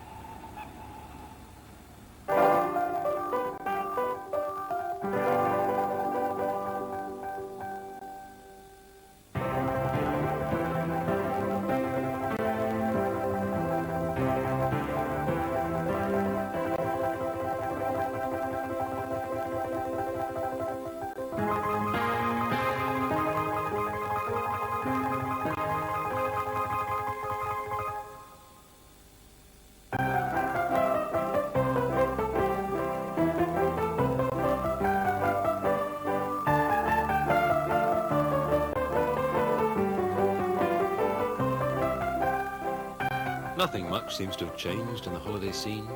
Visitors mucking around on the beach, the local fishermen staring at the visiting grottles, and the seagulls waiting for the fishermen to come out and do some work. Someone might even go for a swim if the right machinery can be found.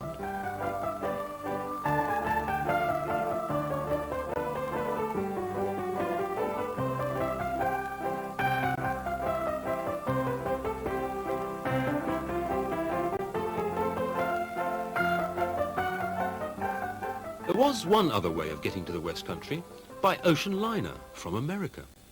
The railways cottoned on to the fact that if they landed passengers at Plymouth, they could get them up to London far quicker than if they chugged up through the Channel. Even quicker, of course, if you were going to the Midlands or the North. Land at Plymouth and save a day, they said, and people did, even though they had to get a special tender from ship to shore.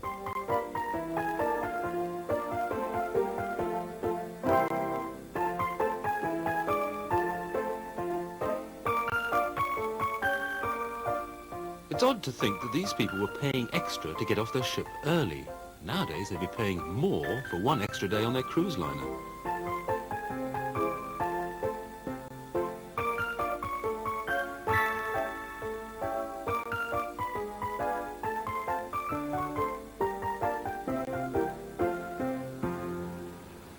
The big boats have all gone now, but it is still possible to go to the West Country and get a mini luxury cruise, if you're prepared to save up the necessary 90p and face 200 yards of the mighty River Dart.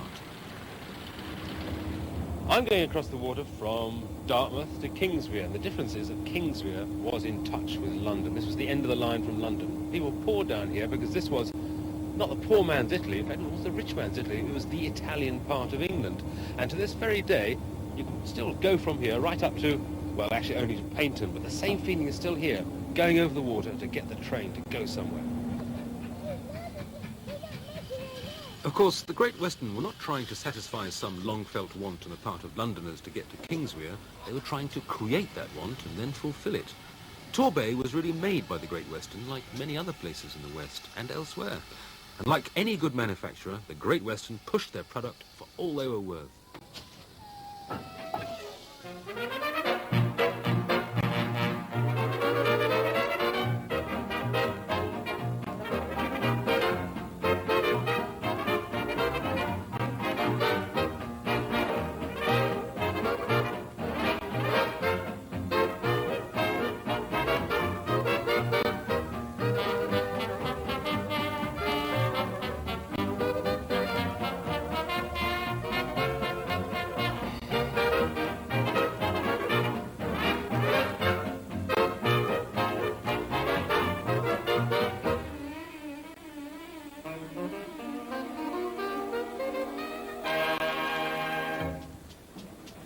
Along the line from Kingswear is Goodrington Sands, one of the last places left where you can still descend straight from a steam train onto the beach, as the GWR decreed that mankind should.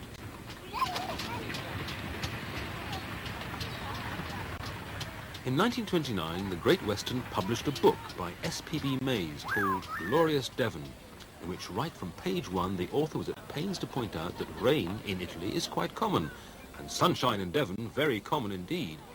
Sometimes there is more likelihood of sun in Torquay than there is in Genoa, he said. What the author doesn't mention is the peculiar capacity of the British just to ignore the weather. They will enjoy themselves on the beach in temperatures which, at home, would put them in the pub or in front of the telly. Who else would hire windshields and then call them sun traps? Who else would bring with them enough furniture, floor coverings and mod cons to turn their small part of the beach into a well-equipped bit of living room? Oh, who'd want to be in Genoa when you could be at Goodrington Sands? Perhaps it's not just that the British ignore the weather. They can actually persuade themselves that it's twice as warm as it really is, and eat ice cream when they really need a St. Bernard dog to bring them brandy.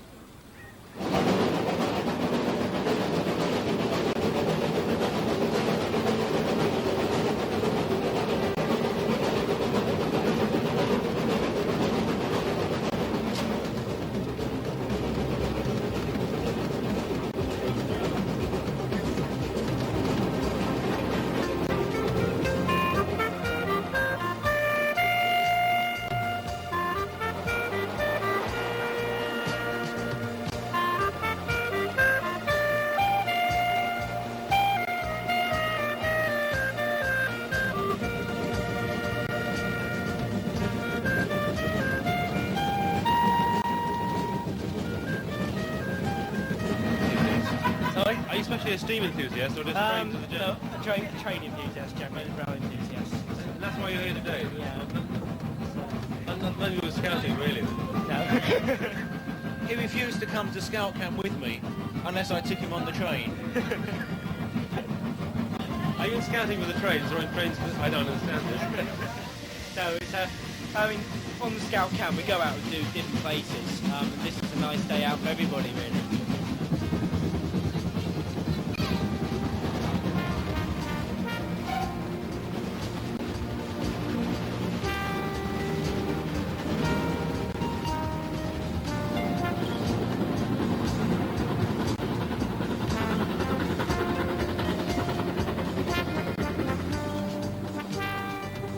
This preserved steam railway from Paynton to Kingswear is one of the last relics of the steam holiday kingdom of the Great Western Railway.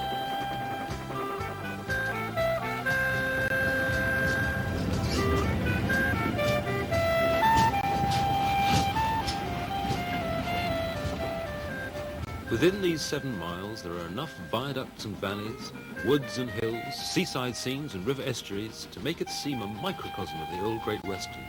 And like the old Great Western in its golden days, it actually makes a profit as well.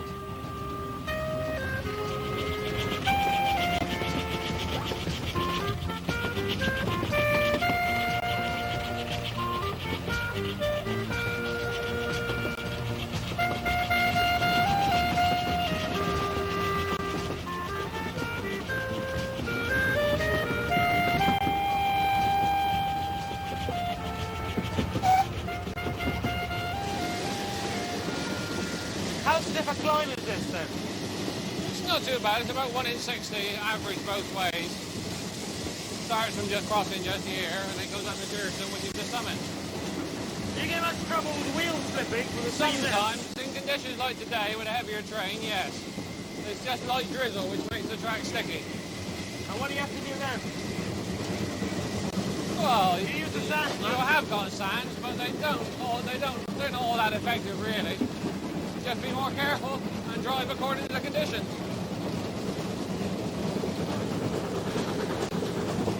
How do you think driving the same line back and forwards all the time? Isn't it tired of it? It's the same journey, but every trip is different. There's something different about it. Conditions on the engine, conditions on the train, weather conditions, speed, other times, or... There's always something different. Although it's the same job, it's continuously different.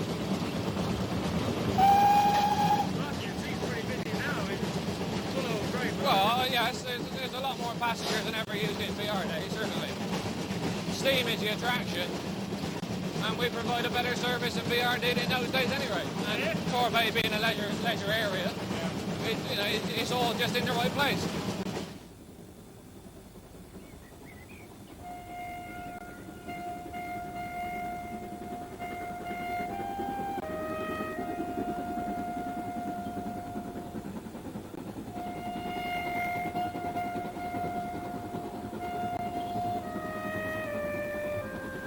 So in this corner of Devon remains a small piece of the golden age of steam, a holiday scene preserved in suntan oil and engine grease. Odd to think that the Great Western created the idea of holidays in the West Country. Now it's the holiday people who are keeping alive this memory of the Great Western Railway, as once it was.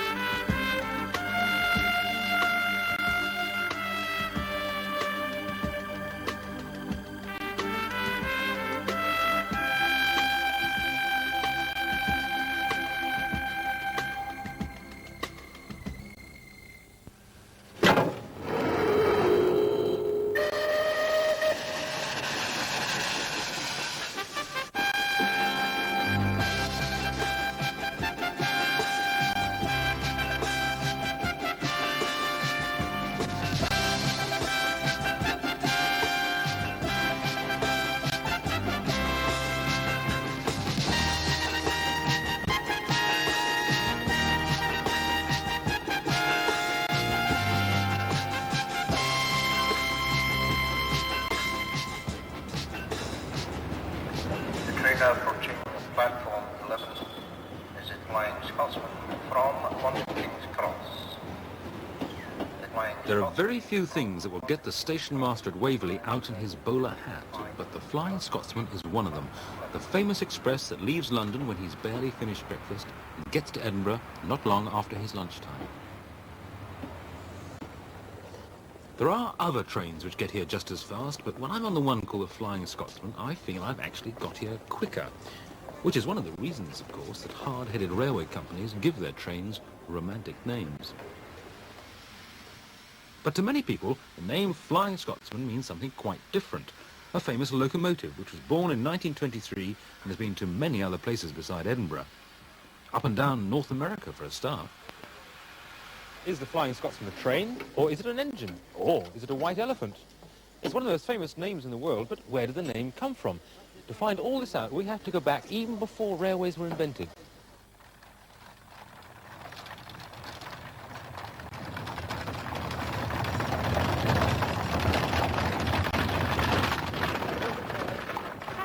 Up to about 1850, if you'd wanted to get to Scotland in a hurry, you'd probably have gone by flying coach. It flew up the Great North Road at an average speed of about 10 miles an hour, stopping every 10 miles or so just to change horses. Apart from that, it went non-stop, hence flying, through the day and the night, taking nearly 48 hours to do the 400 miles from London to Edinburgh.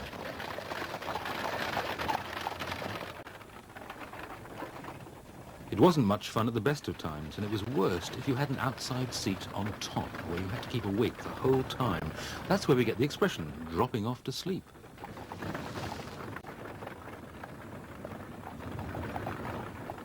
Then came the railway, and the average speed of the journey to Edinburgh magically quadrupled.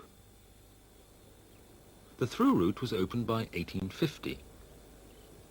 In 1852, King's Cross Station in London was completed, and in 1862, the first named express appeared, the Scotch Express, which is what they first called the Flying Scotsman. It left King's Cross Station every morning at 10 a.m. on the dot and started to fly north. The speed may have been a lot better, but the facilities were the same as on a stagecoach. No toilets, no food, no moving from your seat, so they must have been longing to get to that 20-minute stop at York for lunch and everything else.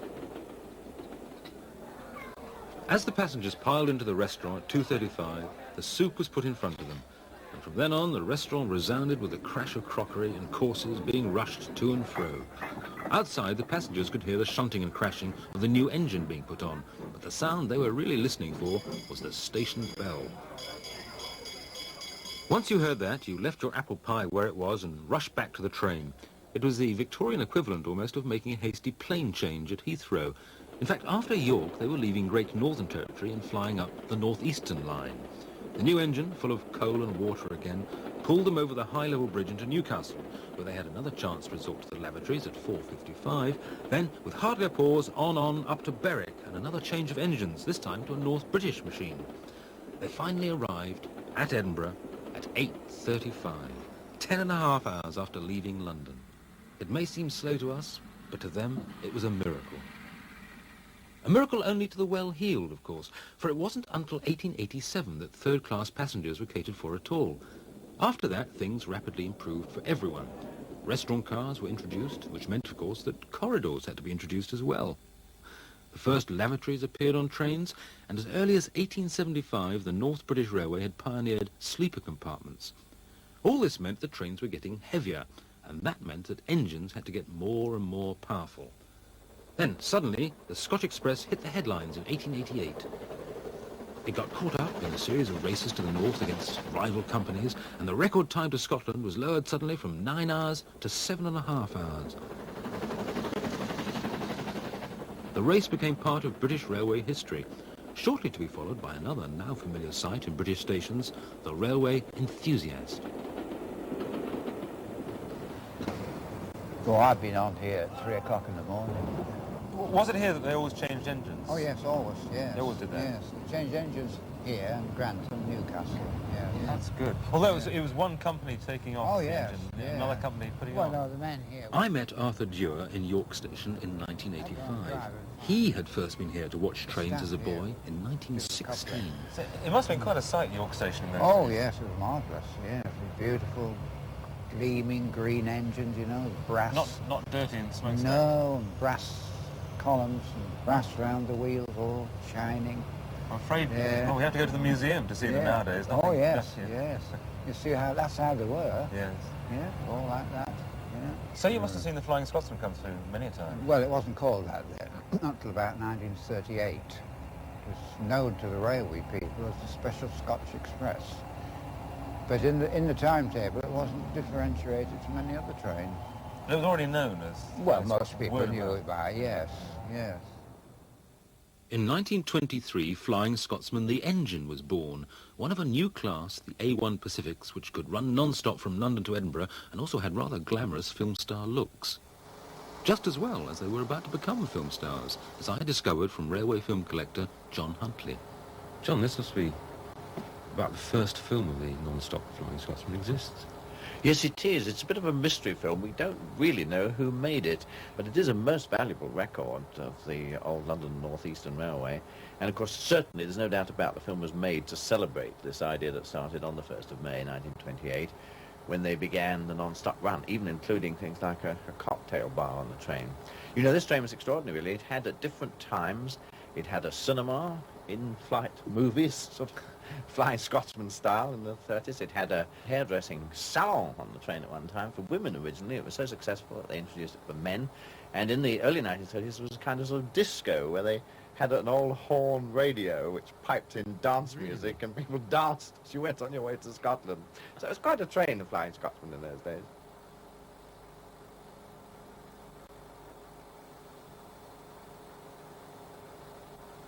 It was a pretty magical thing, you know, in 1928. When you think how long ago that actually is to run a train all this distance. Well, there seems to be more than a whiff of advertising about this.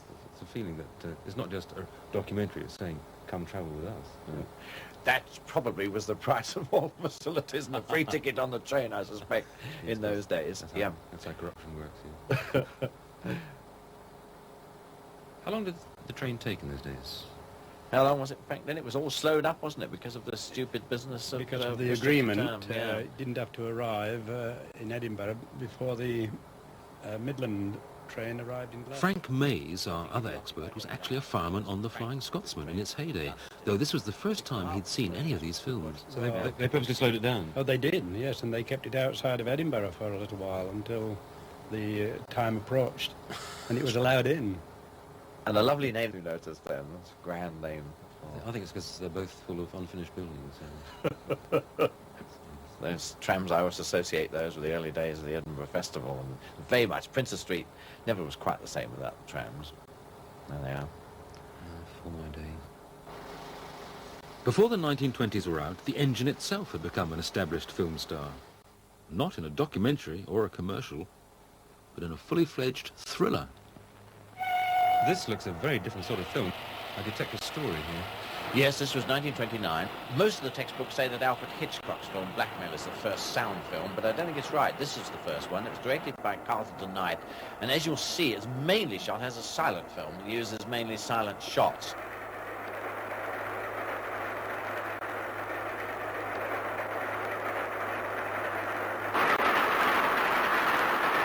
That's Pauline Johnson, the heroine of the film, and this they did for real. They were allowed to shoot using 4472 Flying Scotsman, and she really did this. I mean, they're certainly not going less than 40, 45 miles an hour in relatively high-heeled 1920s shoes, battling her way forward to the loco, and in pursuit, in fact, of the villain. Now, the fireman of the film is Ray Milland. It was his first movie. And the storyline is that he's a young fireman, and this is his girlfriend, but in fact, although he doesn't know it, the engine driver is her father. Bless you. I'll see you in the parlour. The near thing last night, an old man came over, nearly caught me.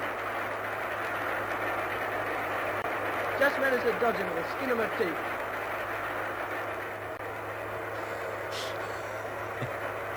silent acting. Right. So you're the man. And then a fight on the footplate. But you see, what's incredible about this film is that, I mean, that's the sort of thing you normally shoot at the studio.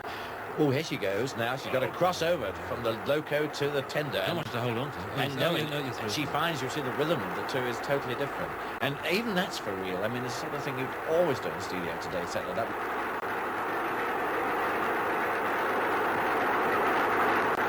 She's in pursuit of the villain, played by Alec Hurley.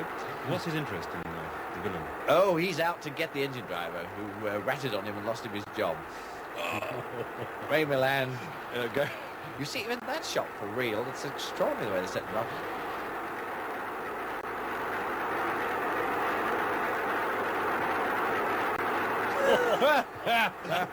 The story is a little on the melodramatic side.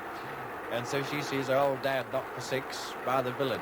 Now, here's a rather interesting bit, because the villain makes sure that the loco is running, and he goes back using the passageway in the tender. There it is, which was how you got from the footplate of the locomotive back into the train itself. It's through this little narrow passageway running through the tender with the water tank on the coal and everything. And there's Alec Hurley doing some little grimaces. This is the bit that Sir Nigel Gresley hated. He puts his hand out, pulls a little plug, and the loco separates out from the stock, and they both go on racing away. And then Sir Nigel Gresley said very indignantly afterwards, when I saw this wretched film, he said, they suggested that the London North Eastern Railway had not yet discovered the vacuum brake. Well, the film had a happy ending for everyone, except the villain. Ray Milland went on to become a Hollywood star on the strength of it, and Sir Nigel Gresley never let any filming take place on the LNER again. In fact, it wasn't until after his death and well after the war that our third film was made. The Elizabethan Express was really the last great flowering of steam. You see, with these marvellous Gresley A4 locomotives. And really, I think what they decided was that as they knew that steam's days were numbered by now, they thought they'd have this run non-stop from King's Cross to Edinburgh, as it had been done in the old days. Now, they didn't actually, strangely, do it with the 10 a.m. Flying Scotsman. They did it as a summer service only at 9:30, and this ran in front of the Flying Scotsman. But the idea was to keep alive this tradition of non-stop running with steam. It's very much of the 50s, the whole thing. It has a funny old commentary. The passengers sitting at buffet tables, the Howards, the Berts, the Cynthias, the Mabels, enjoying the comfort and ease in their seats, careless of crumbs in turn-ups or pleats, admire the gleam on the chromium plate, the polish on tables, the unfaded state of curtains and fabrics, but rarely give thought to the long years of training.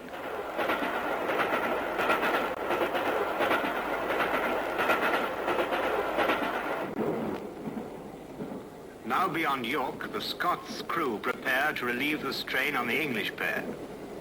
Well, they had a reserve compartment, and the Edinburgh men, they worked from Edinburgh to York the day previous, stayed overnight in London, in a hostel, and then they signed on duty in the morning at King's Cross, rode passenger in the train in a reserve compartment, had a meal on the train before they actually relieved, and then went through the corridor tender, which we can see now, onto the footplate, and relieved while the train was going at 50 or 60 mile an hour.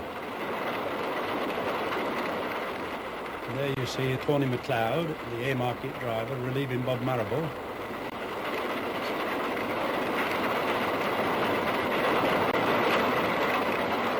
Bob Marrable's taking his case and walking back and through. And there's Mungo Scott.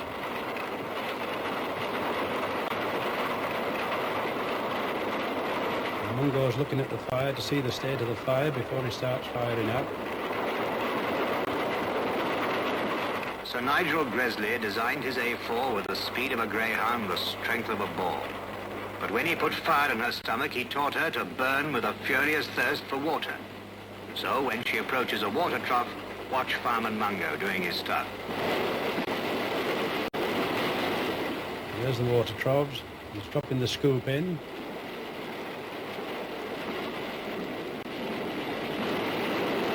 And there you can see the water overflowing. And I should imagine they'll get somewhere in the region of about 4,000 gallons if they're lucky. But these guys are the kings of the track, aren't they? Oh yes, they're top link men, and probably Tony MacLeod there, he'd worked on the railway, say, 40 years before he started doing this type of work.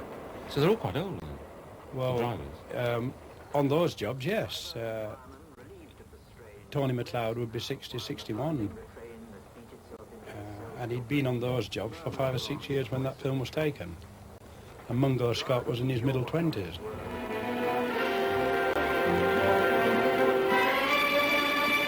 As they come down from Grant's house, the peak of the climb, they're over the worst.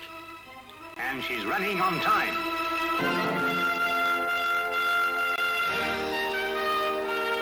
Oh, there was great rivalry between the different crews, and you would swear by your driver.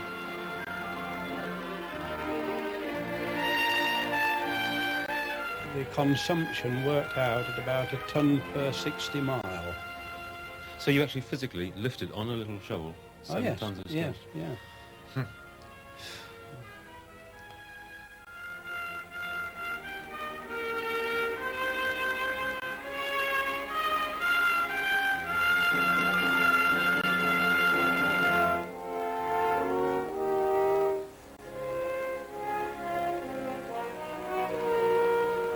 Mr. Arnott of Waverley Station has a very high sense of occasion. If a train's a non-stopper, his topper is proper. His Homburg's for trains of low station. When that film was made, you can feel they thought nothing could change. Steam engines would go on forever. Britain would always have an empire. Blackpool and Newcastle United would always be in the cup final. But overnight, almost, British Rail's modernisation programme announced the end of steam. 4 years later, the first Deltic diesels were being ordered for the Edinburgh run, and soon after that, steam engines were being replaced not by steam engines, but by other kind of engines, for the first time in history. The steam loco really was becoming a threatened species. Now, British Rail were going to look after the future, but who was going to look after the past?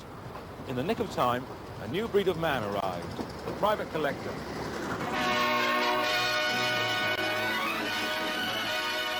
"40 years old, only done 3 million miles. What a snip at £3,000. That's what a businessman paid for this grand veteran of the Iron Road. All dressed up for the part, the proud man from Nottinghamshire, Alan Pegler, was with the engine he saved from the breakup yard. The Flying Scotsman has years of work in her still, but progress in the shape of diesel locomotives has pushed her aside.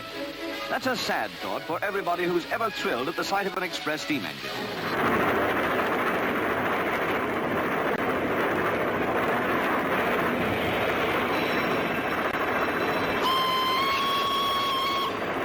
Alan Pegler was realising the dream that most men only play with in their attic, running a real life-size train set. In 1968, 40 years on, he recreated the first non-stop run to Edinburgh. There is, in fact, no real advantage in going from London to Edinburgh non-stop, and British Rail don't bother to do it even today. And when you have to take 2 tenders to carry all that coal and water, there are disadvantages. But when you're on your very own engine, you don't think about things like that, you just do it.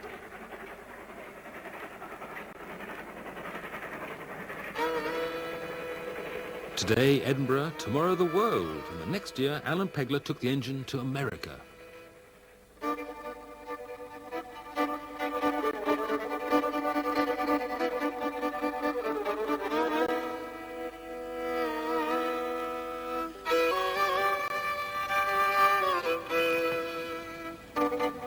The Flying Scotsman was trying to make money out of hauling a business exhibition train across America. The man who ended up in charge of the operation was George Hinchcliffe. Well, after the first trip, which from the exhibitor's point of view was very successful, from Boston to Houston, Texas, the train was put into store, and eventually the following year, 1970, we took it out of store in Slayton, Texas, and worked it right up to Green Bay. Now that was fairly successful, and I was in charge of the operation then, and we were actually making money hand over fist.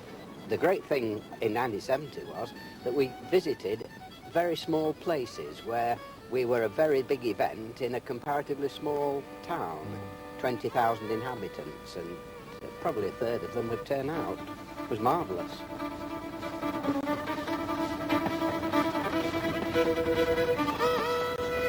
But the expense of running an engine so far from home turned into difficulties, and difficulties turned into enormous debts, until another rescuer was needed desperately. He turned up in the nick of time in the shape of one of the McAlpine family. Well, Bill rang me one night and said, I've heard terrible things about Flying Scotsman. Could you go over to America and find out what's happened?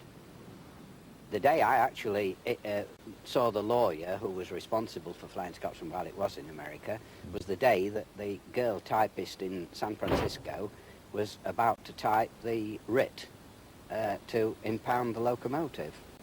But with a time factor of about 4 hours between Washington time and San Francisco time, I had a chance to phone Bill McAlpine and say, look, if you can pay so many $1,000, the engine's yours.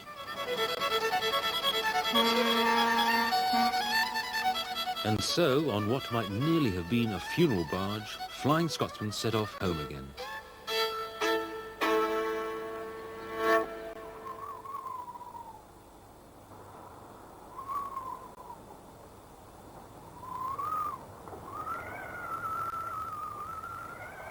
They say that all the cells in the human body are replaced every 7 years, and something of the same sort happens to a steam engine. There isn't much here that dates back to 1923, but the spirit lives on, and as much as anything, that's what they're restoring today at Steamtown, here at Carnforth in Lancashire. The work is done by a mixture of dedicated volunteers and permanently employed specialists.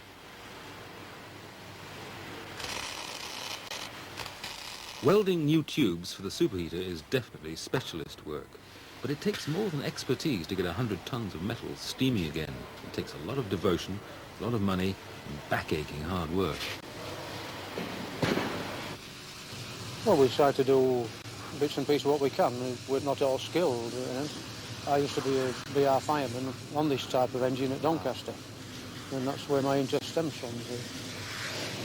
So I think once you've been on that job, there's something bred into you that it never leaves you, you know. It's inside you. It's always there.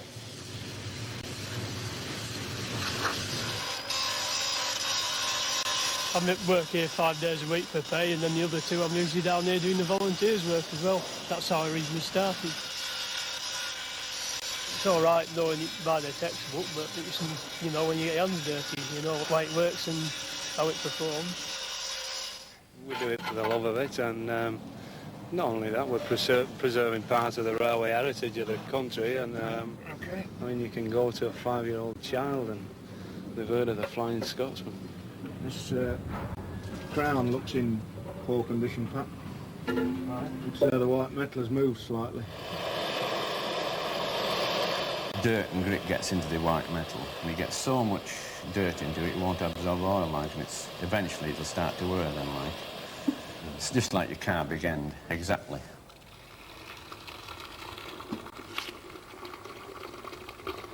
White metal, well, it's 65% tin, and the rest is lead-like and antimony.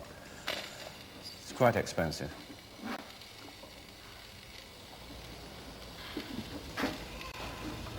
It takes me a day to re-metal one, like, a full day. And then probably another day to machine it and fit it on. Well, I first started in 1942, straight from school at 14. At one time, he lived in Carnforth, and you were in a railway family, you automatically went onto the railway line. And so Flying Scotsman is ready for the road again. Well, almost ready. Before it can go out on British Rail track, there have to be last-minute checks and an intimate inspection by British Rail's surgeons and specialists. A match fitness test on all those hamstrings and cartilages. After that, a proper road test, a 30-mile run up to the Yorkshire Dales and back. And that's how I came to have the magic chance to go down the same tender corridor along which Alec Hurley as the villain went in 1929, and through which so many drivers and firemen passed on that non-stop run. At the end of the tunnel, I found British Rail Inspector Reg Lawrence.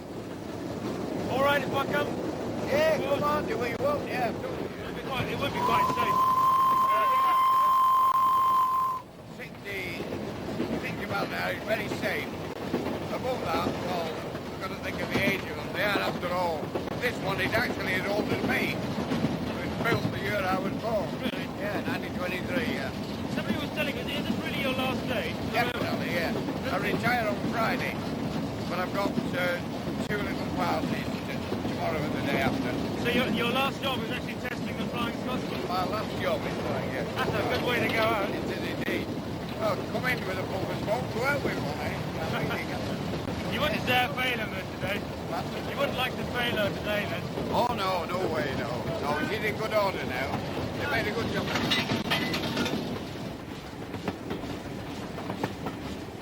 So, what's it like riding on the footplate of the Flying Scotsman?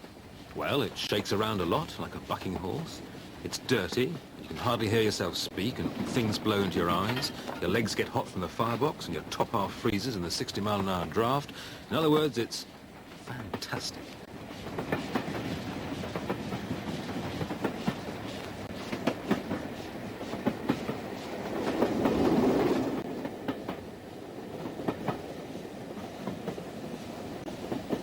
I'm not surprised that people want to give up their weekends and their holidays and their fortunes to keep an engine like this going. It would never get a train from London to Edinburgh in today's 4.5 hours, but when you see it charging through the English countryside, you just forget that any other kind of engine has ever existed.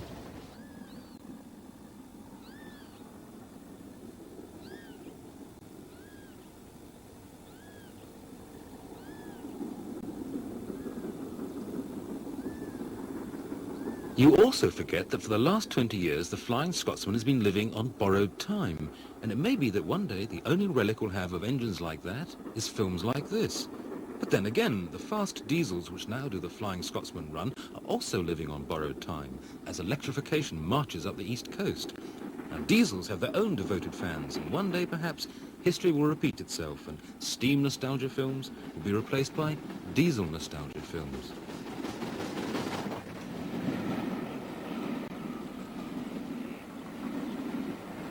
But until then, what a way to go.